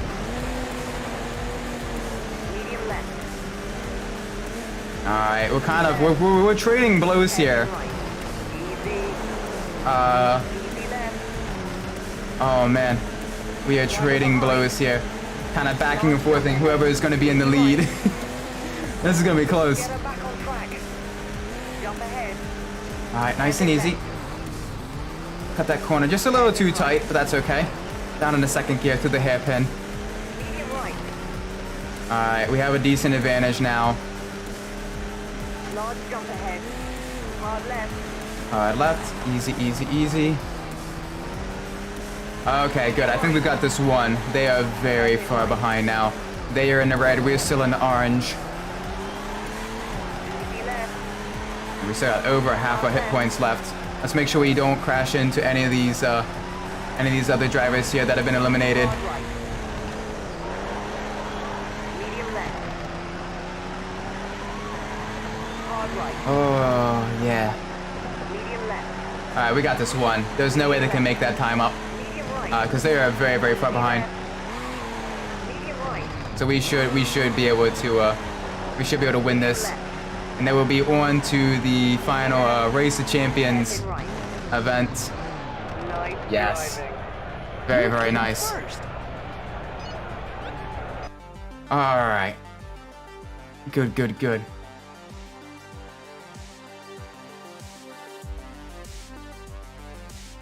Easy peasy, exactly. Now we're on to the final event of Class B, the Race of Champions.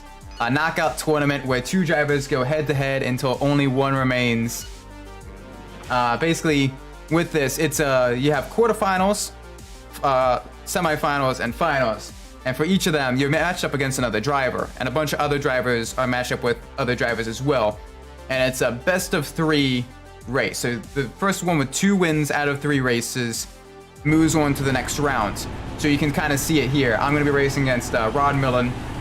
And if I beat Rod Millen twice, before he's able to beat me twice, I move on to the next round where I'm either going to be up against Flavio Alonso or Kenjiro Shinozuka. One of those two, whoever wins on that bracket. And then if I win that final bracket, I'll be up against one of those bottom 4, either Harry Toivonen, Dario Corrado, Jesus Puras, and Per Eklund. I'm probably butchering those names. Some of those. 3, 2, 1, go! I only recognize a couple of those names because a few of them are, a lot of them are, real rally drivers that did kind of compete in the 90s and early 2000s. But as a kid, I didn't follow rally nearly as much as I do as sort of an adult. So during the 90s, during that time period, I wasn't as familiar with as many of the rally drivers. I knew Rod Millen because he did a bunch of the Pikes Peak events and stuff. A lot of the Millen family was very, very kind of famous in the hill climb events. So that's where I kind of knew him. But yeah, we are very, very far into the lead. Let's make sure we keep that lead. Keep the car nice and center on the track. Very twisty, very tight. Gotta jump here. Get your pictures, folks. Get your pictures as the car kind of shoots through the sky just past you. Under the bridge, under the crossover. Ooh, a little bit of a bump there. Alright, back onto the tarmac. We've lost the exhaust, but that's okay. Alright, first round 1. We have the advantage going into the second round. If we can win this, we move on to the semifinals. Ooh, a little bit of wheel spin at the launch. That's going to slow us down. Gotta max the throttle just a little too much.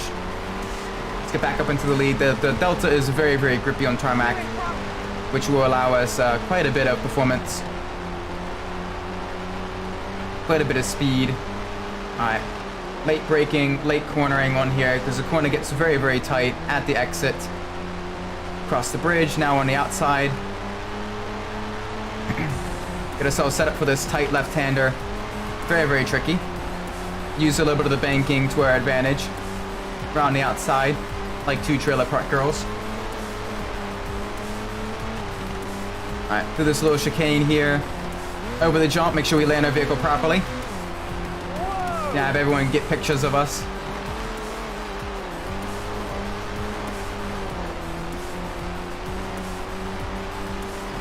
And if you just out of if you are curious, the Race of Champions events does actually still go on. Just last year, well this year, the two finalists were Sebastian Loeb and Sebastian Vettel, and they were racing in the snow against each other, which is really cool. The downside is for the celebratory events, the cork for one of the Sebastians ended up freezing solid and breaking off, so he couldn't open the champagne bottle for the celebrations after the event. But yeah, no, it still goes on today. It was actually created by a woman named Michelle Mouton, and if you're familiar with that name, that's awesome because she was a rally driver during the 80s. Yeah, Michelle Mouton, she was a rally driver during the 80s, during the Group B era. She raced for Audi and actually won a championship for them as well, with the Audi Quattro. Very fast woman, very inspiring as well. Very great driver. I mean, you have to be a great driver to even just survive during the Group B era, just with how fast those cars were going. And after her racing career, she still kind of was involved in motorsports, but she also became an ambassador for motorsports as well. And she kind of created the Race of Champions as sort of a means. She created the Race of Champions as a means of having the best drivers all around the world, of the best of all the different disciplines, from Formula One to rally racing, the stock cars, the touring cars, have all of them race against each other in equal machinery, where they can't really interfere or block each other. So it's basically sort of a time trial against each driver. But you're looking over, you're seeing them, see them in your side view windows and everything, and it is super cool. 2, 1. One of the more famous events, or one of the more famous clips, I would say, famous videos, that's probably the better one, of the Race of Champions was back during 2012, I think, 2011 and 2012, back when Michael Schumacher was racing for Mercedes in Formula One. It was Sebastian Vettel and Michael Schumacher dueling it out for the Nations Cup to see who was the faster German driver. And oh my gosh, it was so close to a dead heat. It was very close throughout the entire race. And you see them, they're in the stadium section in the Polaris slingshots, I think it was, or the Can-Am Spider, something like that, the little 3-wheeled car motorcycle thing. And they're racing against each other in the tight little, very tricky, very technical stadium course. All tarmac that one was, but they're just duking it out neck and neck. And it was so cool. I'm not gonna spoil who won, but it was a very close heat throughout the entire race. And it's still on YouTube as well, I think. So if you wanna look that up after the stream, I definitely recommend taking a look, because it is so cool. Alright, we're into the finals now against Harry Toivonen. And we're in the front-wheel drive Peugeot 306. We got this. Oop, a little bit wheel spin at the front. Come on, let's go. Alright, very grippy, very technical hot hatch. Very fast, very lightweight, very nimble, very fragile. Let's make sure we don't wreck the car. Nice jump. Land all squarely on all 4 wheels. Alright, back to the right, under the bridge.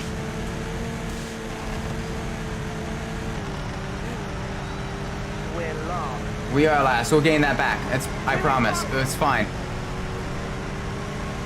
That final corner is going to be a little bit tricky. Let's use a little bit of a chassis move, a little bit of a wall ride, right in that corner, without too much damage to our vehicle. The car nice and turned in. There we go. Pull out with the front wheel drive. Very fast. Very fast. Come on. Do the little S curve here. Into the tight left-hand corner. Make sure we brake properly. Slow down. Use a little bit of that banking to our advantage. You came Rear bumper first. destroyed. We lost the rear bumper with the rest of the cars over the finish line. Very, very nice. Alright, now in the very slippery Toyota Celica. Very powerful though. 3, 2, 1, let's go.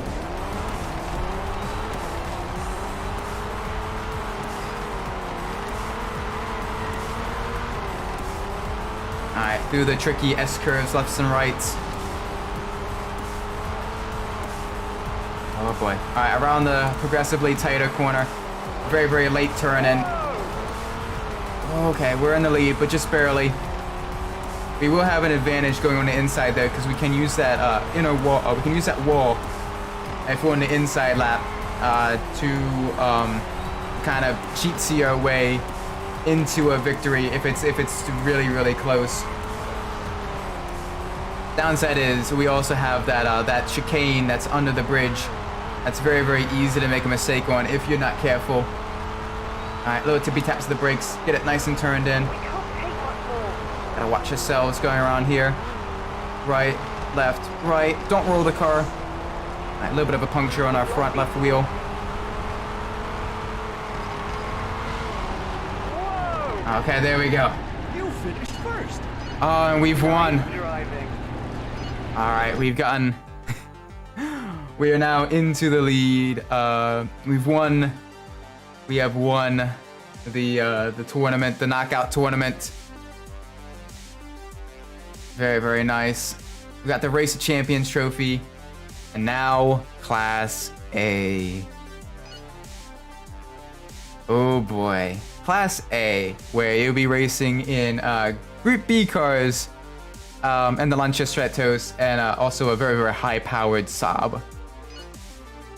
And you can see here, these are the vehicles available. Some of them are still locked. Like we have the Audi Quattro that's locked, the Peugeot 205, Evolution, the Lancia Stratos, the Saab 93 Turbo. The two vehicles we do have available to us are both very, very high-powered, rear-wheel drive Group B cars. We have the Lancia 037, and we have the Opel Manta.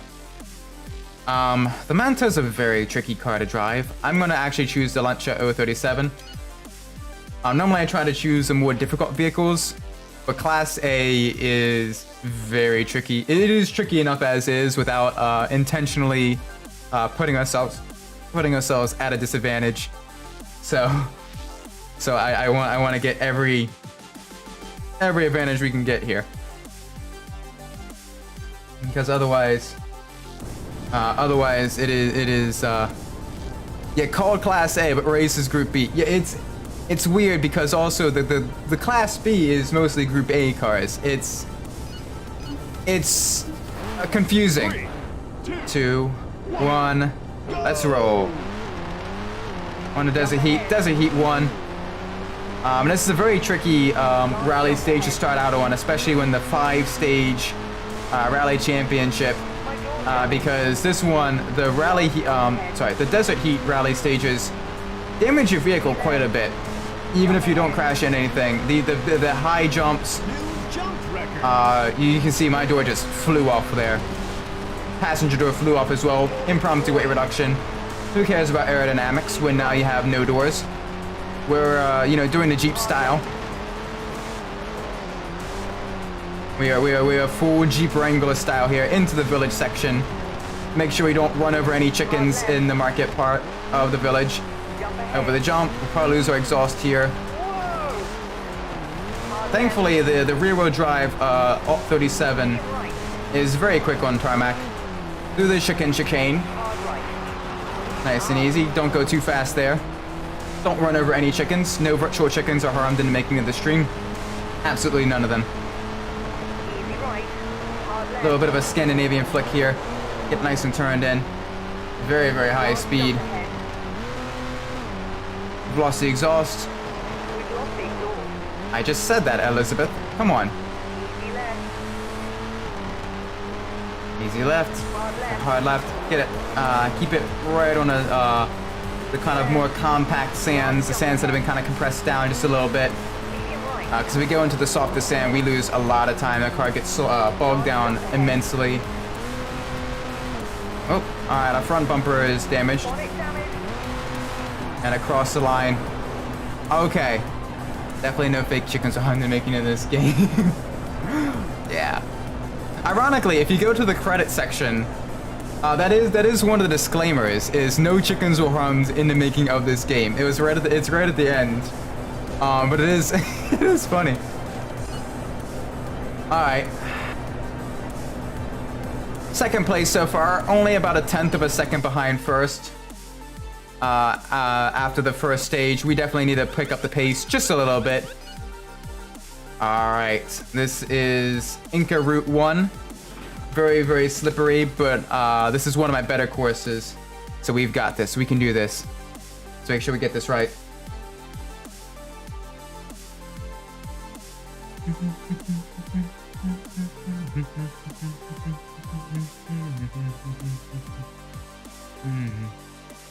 Oh boy. Come on. It does take quite a long time to load. I do apologize for that part. That is something that is outside of my control. Unless I decided to play a different game, but I do want to at least 100% the career mode of Rally Fusion. Medium right. Medium right. Medium left. Medium left. Warning. Warning. Medium right. Get it nice and turned in. Because we have a hairpin left just up ahead. And the car handles beautifully for being a rear-wheel drive car. Very good weight distribution. Hairpin right. Funnily enough, with Group B being created, the Alt 37 was kind of Lancia's stubborn holdout. Hard right.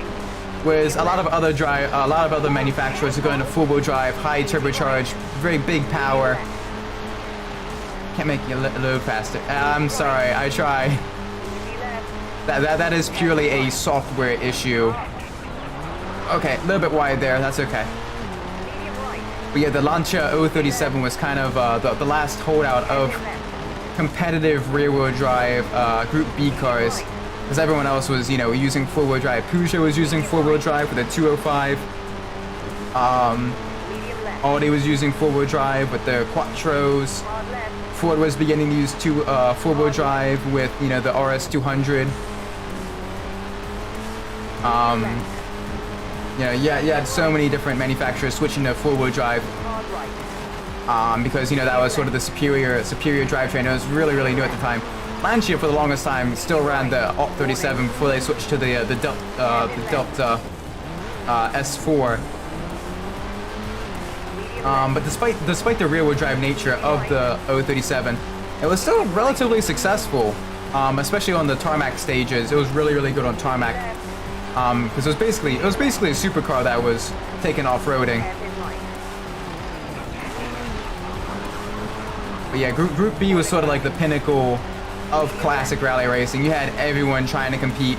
Mitsubishi had the Starion. You know, like I said, you had the aforementioned Peugeot 205. Ford was trying to compete. Porsche was trying to compete. Heck, even Ferrari with the 288 GTO was kind of initially sort of initially started out as a prototype to get it competitive for Group B. Unfortunately, that didn't happen, but you could have seen a rally-ready Ferrari during the 80s, which is, it's mind-boggling. But yeah, Group B was, you know, true superstars, the fastest cars, the fastest drivers. Nowadays, though, with the hybrid Rally 1, the WRC 1 cars, they're kind of getting back up to that speed, but much safer now.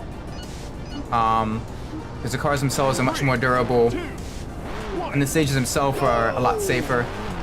That would have been wild, yeah. Jump ahead. The 80s and early 90s for motorsport was Jump ahead. a truly wild time. You had Formula 1 cars, you know, pushing over 1,000 horsepower in qualifying trim. You had the Group C racers going over 400 kilometers an hour, or over 240 miles an hour on the Mulsanne straight without the chicanes at Le Mans. You had the Group B rally cars going from 0 to 60 miles an hour in 2.5 seconds on dirt. It was truly a wild time.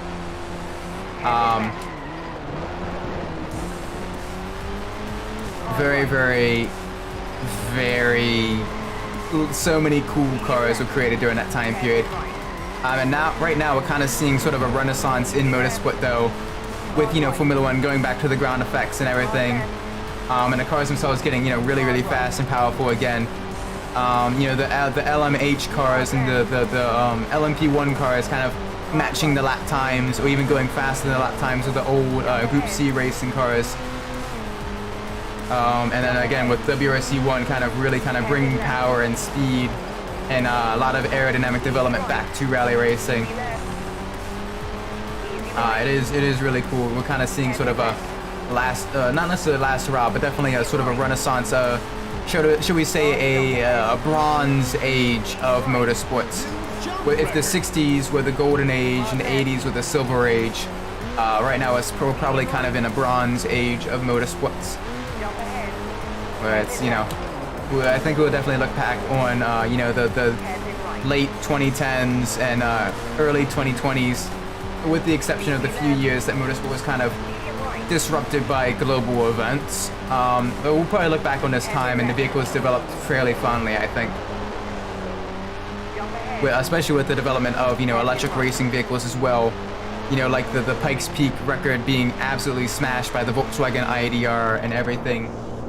I think it'll definitely be really cool. Kind of look, see how history looks back on motorsports during this decade and the previous decade as well.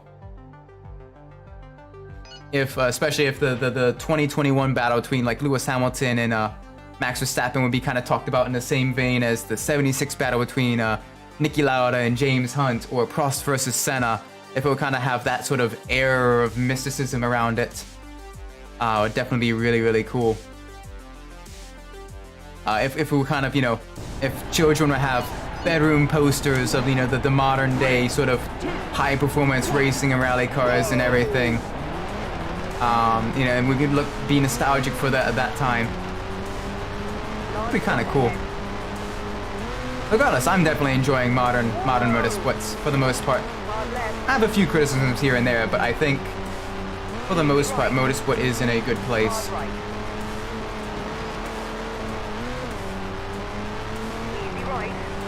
Alright, let's make sure we do well on this desert heat race here. Gotta go really, really fast. Big jump ahead, yep. Oh, my door is loose now. Yep. Alright, avoid the chickens through here. Almost hit one of the chickens there. Avoid some more of the chickens through the trading outpost section. Final section of chickens here. Go to the right just to avoid them. Downshift a few gears. Yep, both of our doors are damaged. They're kind of wibbly wobbly.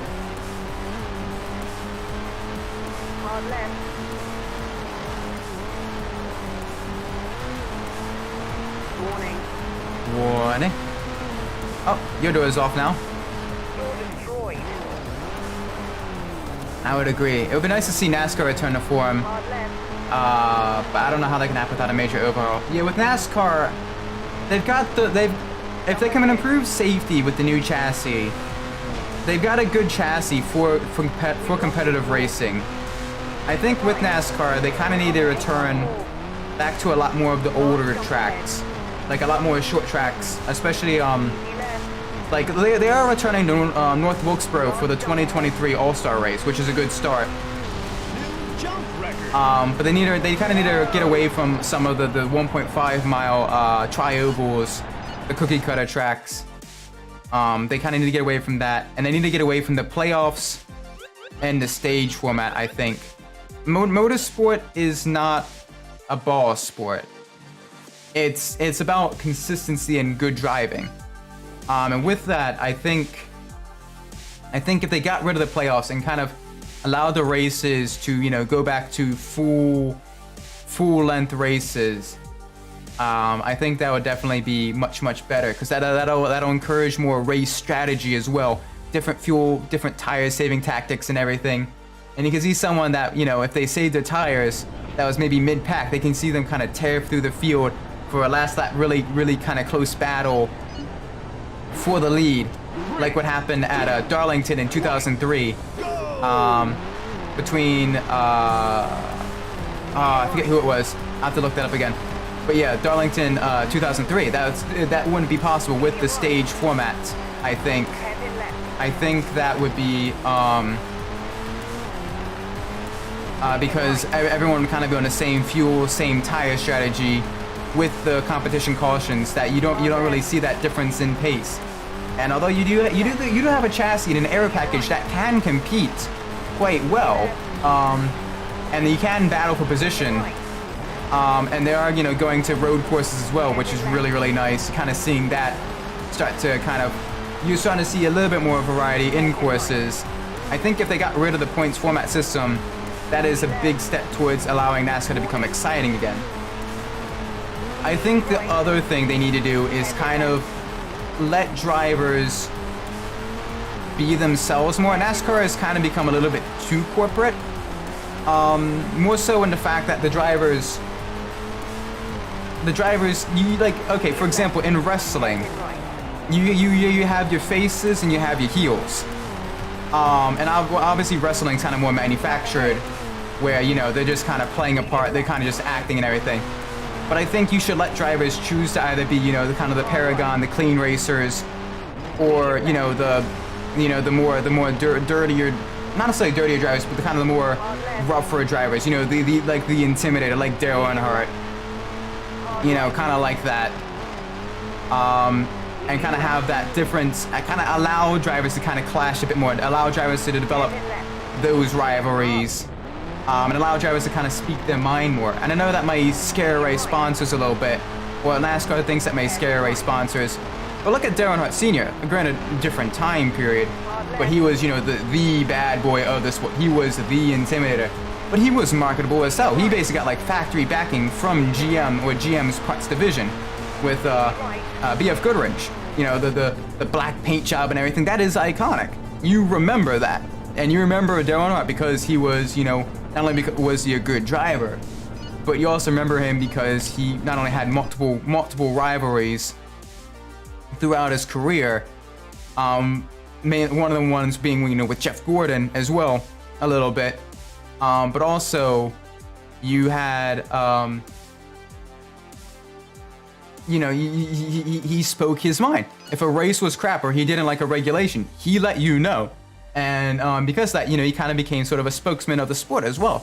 And I think more drivers should be able to do that without being afraid of NASCAR docking points or fining them or suspending them or whatever.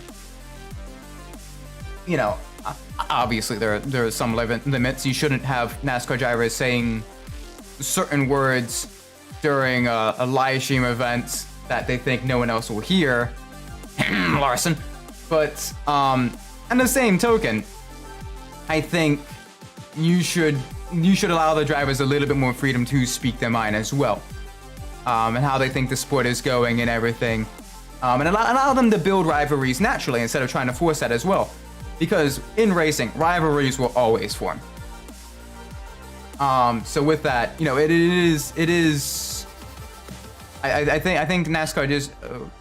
I think the big thing is fix the point system, fix the race system, basically get rid of the playoffs and get rid of the stage races, and then allow drivers just a bit more freedom to, for lack of better words, bite the hand that feeds them. Allow them to have personality. Either, be the ultimate Paragon, or be, the evil, the kind of the more villainous heel or the bad boy and stuff. Or anywhere in between. And I think that'll definitely, be better. Because right now, the big thing, the big thing that people kind of remember for NASCAR is, like I said, the Larson incident and then the Bubba Wallace, the two Bubba Wallace incidents, and then sort of the Chastain move where he kind of wall grinded around the outside at Martinsville. It's sort of, there's a few sort of memorable moments in modern NASCAR, and that was when drivers kind of, for lack of better words,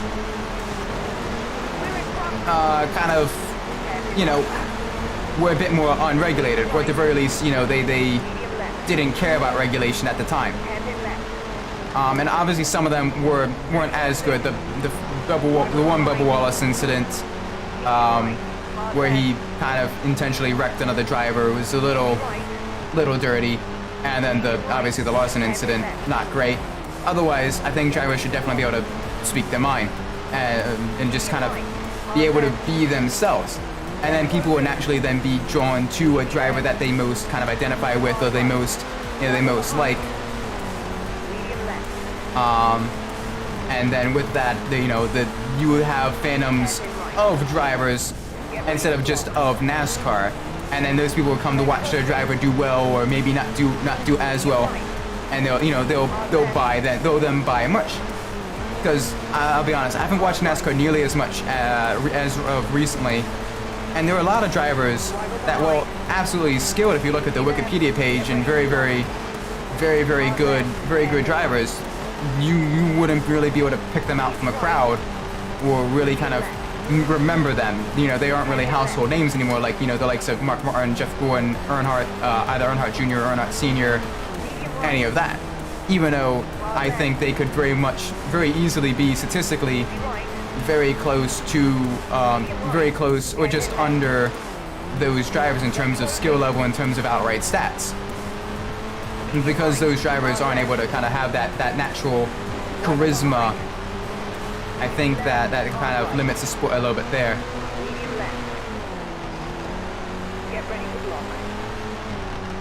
And if they do that, I think NASCAR would definitely see a revival, a fairly big revival, because in Formula One, even though oftentimes it's mainly a one team dominating, people will still watch it because a lot of times the drivers still are, they watch to root for their favorite driver. I'm a huge Sebastian Vettel fanboy because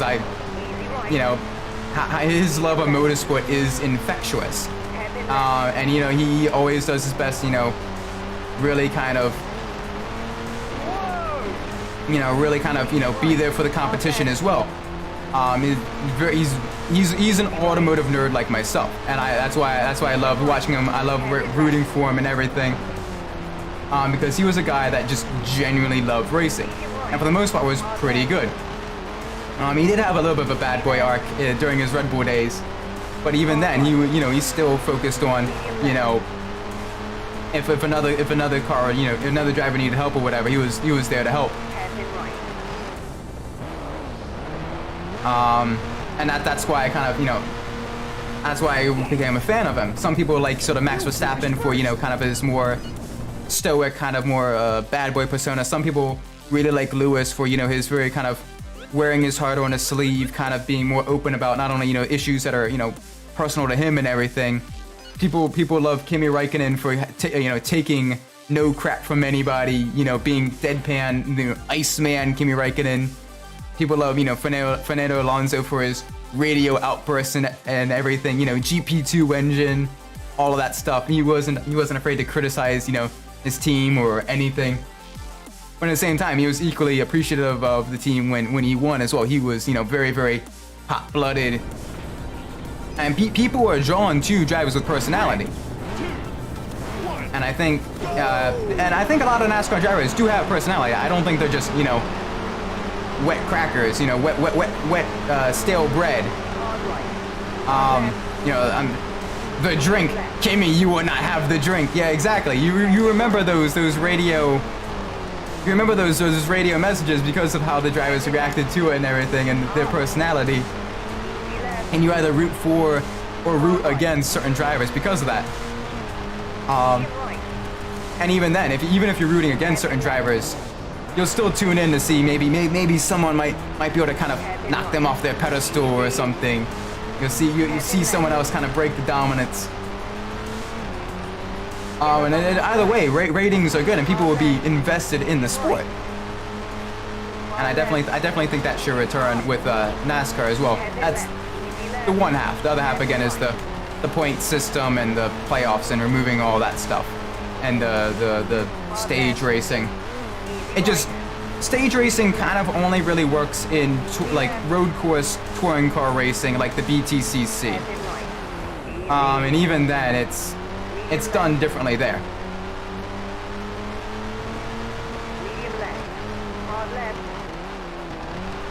It doesn't really work on oval races because You know, the kind of the point of stage racing is kind of let the field bunch back up again. But in stock car racing, the field is already bunched up, and if you're not bunched up, well, you're gonna fall back down again because it's purely, you know, it usually means you either have a major driver error or a major driver issue, or your vehicle is, you know, heavily damaged or way off the pace. So bunching the field back up won't really help keep the racing closer. It just breaks the flow of the race and limits the different strategy you have. And I'm realizing this is kind of turning into a very long-winded NASCAR rant. I apologize. It has been something I've been thinking about for a very long time about how to improve this sport. Mr. France, if you wanna hire me, I've got lots of ideas. Just email me, message me on Twitter at Isaac Umbras. Totally plug that right in there. I know how to fix a sport. I'm some 20-something-year-old engineer from Maryland. No, it's fine. It definitely gives me something to talk about on stream and everything, as I'm, you know, racing these cars around these tight technical tracks. New lap record. Hire this man. Yeah. Oh no, please. I'd probably be absolutely terrible in that position. Maybe an advisor role, but definitely not a leadership role. I am not a good leader. Easy left. Hard right. Medium right. Hairpin left. Hairpin right. Hairpin left. Back again to the left. Get her back on track. Hard left. Medium right. Alright, yeah, we're gonna be finishing up this championship here. This is the second or third event of this championship. I haven't really been paying attention. I've been kind of on mental autopilot as I've been ranting about NASCAR. So I find a lot of times have been a little bit sloppy. Isaac Umbras, NASCAR consultant. Yeah. Oh. I'll be sure to clip this and So, some VTuber with 13 subscribers tells a multi-million-dollar corporation how to fix a sport. Yeah, that's I'm sure that'll go over well.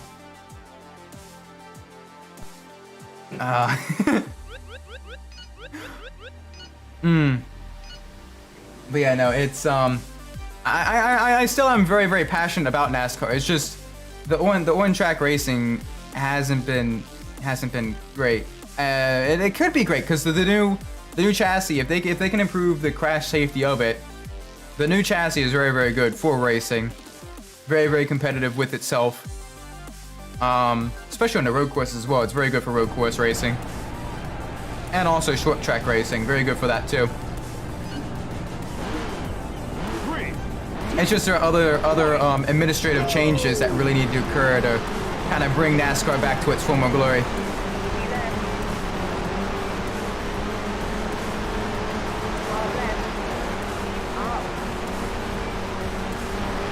Alright, up in a second. Up in the first. There we go. Past the Stratos. Alright, gotta hit the brakes just before this tight hairpin. There we go. Get it nice and turned in. The stream's gone a little bit longer to kind of compensate for the shorter Ford Racing stream yesterday. I was expecting the championship last stream to go a little bit longer, so that's a shorter stream. This one's gonna be a bit longer stream, closer to probably about 2 hours 40 minutes. As opposed to the normal kind of closer to 2 hour stream.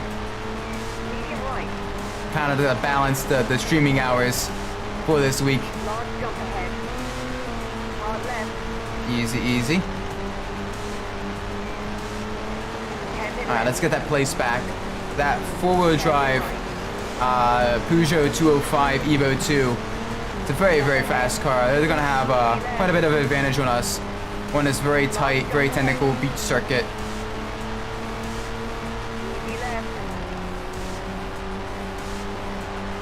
Little tippy taps to the brakes. Get it turned in just a little bit.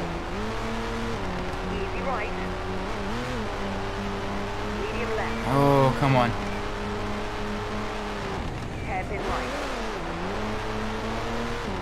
loose. Yeah, door is very loose. Easy right. This track very much favors four-wheel drive cars. And that Peugeot 205 is very, very lightweight, very four-wheel drive, high power. One of the faster vehicles in the game, though I still prefer the Audi Quattro as my main go-to Class A car Right.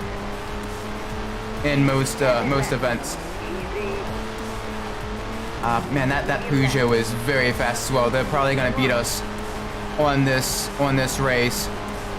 So thankfully we do have a little bit of a points advantage.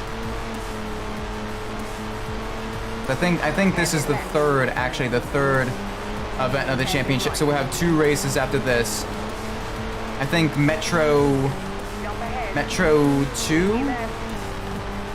and then, or maybe it's Metro 1, one of the Metro courses. Lap record. And then probably Desert Heat 3, I think is the other one. I'll have to check again. Well, we'll figure it out as we're going along. Easy right. But yeah, that Peugeot is very far ahead of us. Medium left. Hairpin right. Exhaust sounds bad. Exhaust does sound bad. Right.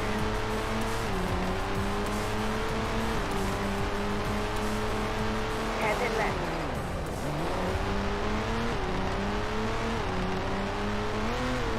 Medium right. Medium right, medium left, Easy right. into the tunnel. Yeah, that 205 is definitely pulling away from us just a little bit.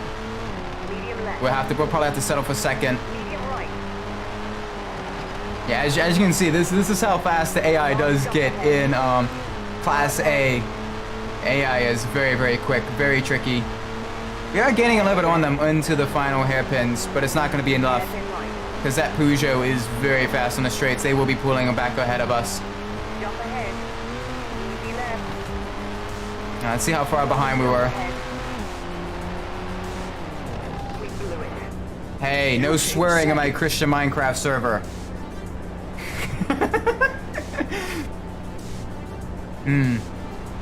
Yeah, we're about 2 seconds behind.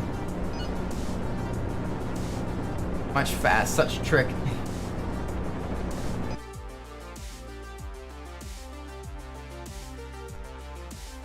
Alright, exit the vehicle repaired. On to the 4th race. And this is Desert Heat 3. Oh, this is gonna tear up our vehicle so much. Because of all the jumps. Oh, but it's a fairly tricky course as well. We've got this. And it's tarmac, so we will have a little bit of an advantage. But it is a very, very high speed circuit as well. Which will be beneficial to the 037 rally car that we're racing. Against that Peugeot 205. We do have a little bit of a top speed advantage. Especially on tarmac. That Saab is also very, very quick on this course as well. But that Saab is also very heavy. So, I think we got a decent chance on this race. Hard right. Oh, okay, 3 wide. A little squirrely there. Alright, let's get that place back. Medium left. Large jump ahead. We took the better line through that corner. Jump record. Get nice and turned in. Battle for position. Trade a little bit of paint. Easy right. The Martini livery versus the Total livery. Hard right. Easy. Yeah, we can carry a lot more speed through these tarmac corners. Especially the wide sweepers. Easy right. Little tippy taps of the brakes with the car. Oh gosh, we're both going wide. Get it back on track. Get her back on track. Alright, come on. Here we go, here we go. Easy right. Let's gain that time back now. Jump ahead. Alright, your door's off, that's fine. New jump record. Hard That left. Peugeot is very, very fast. It definitely gained quite a bit of time. Quite a bit of speed. Large jump ahead. Hard right. Easy. I'm trying. New lap record. New lap record. Alright, we gotta gain more time on that Peugeot. Hard right. Oh, this is very tricky. Because if we don't win this one, if we come in second again, We will, I believe we'll be tied. Large jump Oh ahead. gosh. Not good. New crash record. Easy right. Okay. We've lost 5th and 6th gear. Okay. That's bad. That's very bad. Easy right. Oh no. Hard right. Medium left. Oh man, we've lost our top speed on a top speed course. Easy right. Large jump We ahead. only have 4th. 4th is our Tire damage. tire damage. Oh gosh, we got a slow. We got a flat. If we got 4 gears and a flat tire and a prayer. Oh, this course is very Large easy to damage your vehicle. Watch what you're doing. I'm trying, okay? Hard right.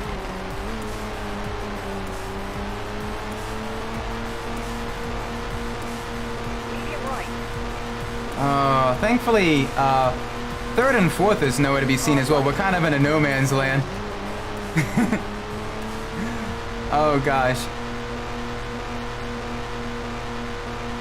Medium left. We're putzing around at 100 miles an hour. Jump ahead. We won't finish like this. You know what? Left. Oh gosh, that's another tire.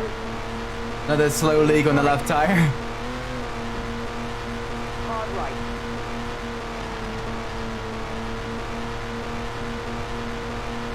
Oh, please. Please. Just gotta get it across the line. Easy right. Hard right. Medium left. Ooh, a little bit of understeer there from the, Now, if I have any other component that goes to red, like if I lose that wheel, I won't be able to finish. Large jump ahead. Oh gosh, easy. Easy, very easy. Hard right.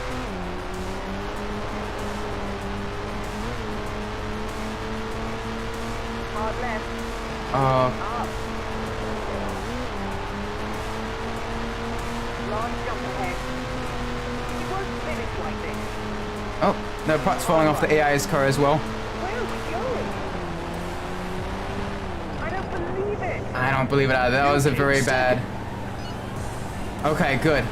We still have the points lead going into the final race of the championship.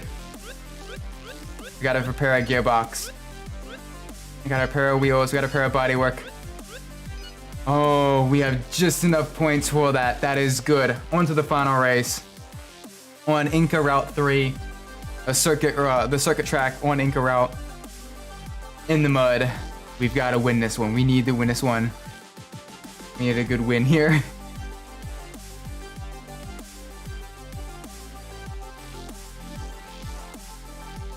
As of right now, if we tie, I think it'll go to whoever has the most race wins, which will be that Peugeot 205. Oh yeah, a little bit squirrely there, a little bit of contact at the start of the race. Man, lots of beating and banging on each other. We've lost our spoiler. Medium right. Medium left. Alright, gotta watch yourselves around the hairpin. Get ready to block. Hard right. Alright, come on, we gotta get back up ahead of that Saab. Four-wheel drive Saab should have a decent advantage in the mud on the slipperiness. Very slippery course. They're closing. Yeah, I know they're closing. I am doing my best to try to get back up ahead. Medium left. Get ready to block. Hard right. We can't take much more. Yeah, I know. I'm trying to keep the car off the wall. Medium right. We've kind of lost our rear downforce, so vehicle is very oversteery right now. Medium left. Trying to keep this as neutral as possible. Hard right. I'm battling for position. We're in front. Good, we're in front. Whoa, Hand in left. whoa, okay. Come on. Hairpin right. Can you stop that? You're being very rude here. Get her back on track. Oh no, we can't lose to the Peugeot. Hairpin left.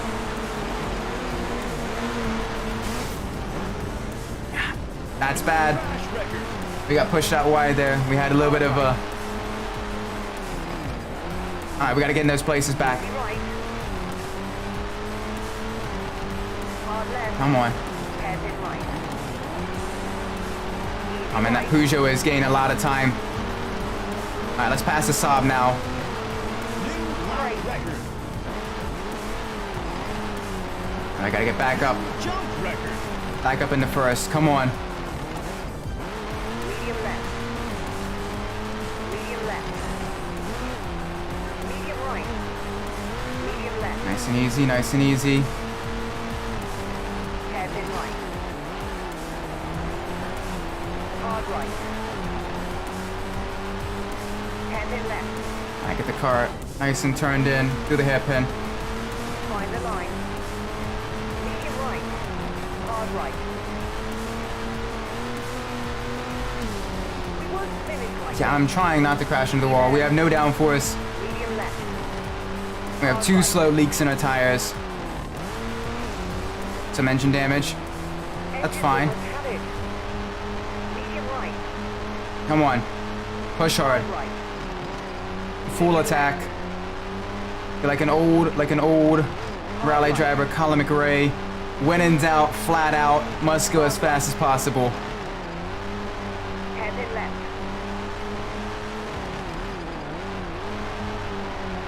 Come on. Hairpin right.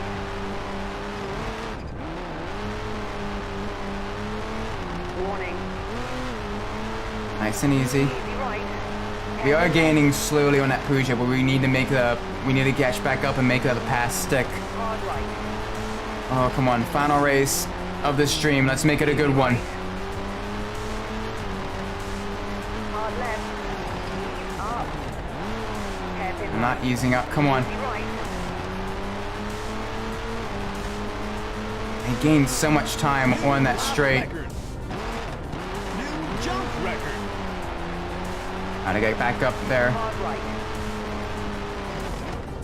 Medium left. Get her back on track. Medium left. Medium Come on. right. Come on. Medium left. Hairpin right. Hard right. All right. Okay. Hairpin left. Medium right. Nice. All right, we are catching back up to the Peugeot. Much faster with that corner section there. Medium There we are. There you are. hard right. All right, come on. Big pass on the inside. Nudge them out wide. Medium left. We are battling, trading blows over this first place position here. Hard right. Medium left. Now we are in the lead. We're gonna pull away now. Let's do this. Hard right. Nice and easy. Hairpin left. Back again to the left. Hairpin left. Hairpin right. Hairpin right. Warning. Warning. Easy right. Hairpin left. Alright, only a couple corners left. We've got this. We've got this, everyone. Hard left. Left into hairpin right. Nice and easy. Get it turned in. Easy right. Easy right. Cross the line. Nice. There we go. And a new lap record as You well. finished first. Very, very fast. Won the championship. Man, Samir really wrecked this car. Hey. You're not wrong. You're not wrong, Ripcord. We won a championship. That was more difficult than that needed to be. The Class A circuit trophy. Alright, and that is where we are going to end it for this stream. Thank you all so much for watching. If you did enjoy this stream, do be sure to leave a like, subscribe, leave a comment, all that fun stuff. Let me know what I did correctly. If you didn't like the stream, or if you thought, you know, there's something wrong, you know, or whatever, any means of improvement, do be sure to, you know, either leave a dislike or let me know what I did wrong so I can improve it in the future. So I do take feedback very seriously, and I do try to make sure that we you know, I improve and everything. But that being said, again, thank you all for watching. I've been Isaac Umbras. Wherever you're in the world, whatever time of day it is, may it be a great time, and I will see you on the next stream. Until then, take care. Bye!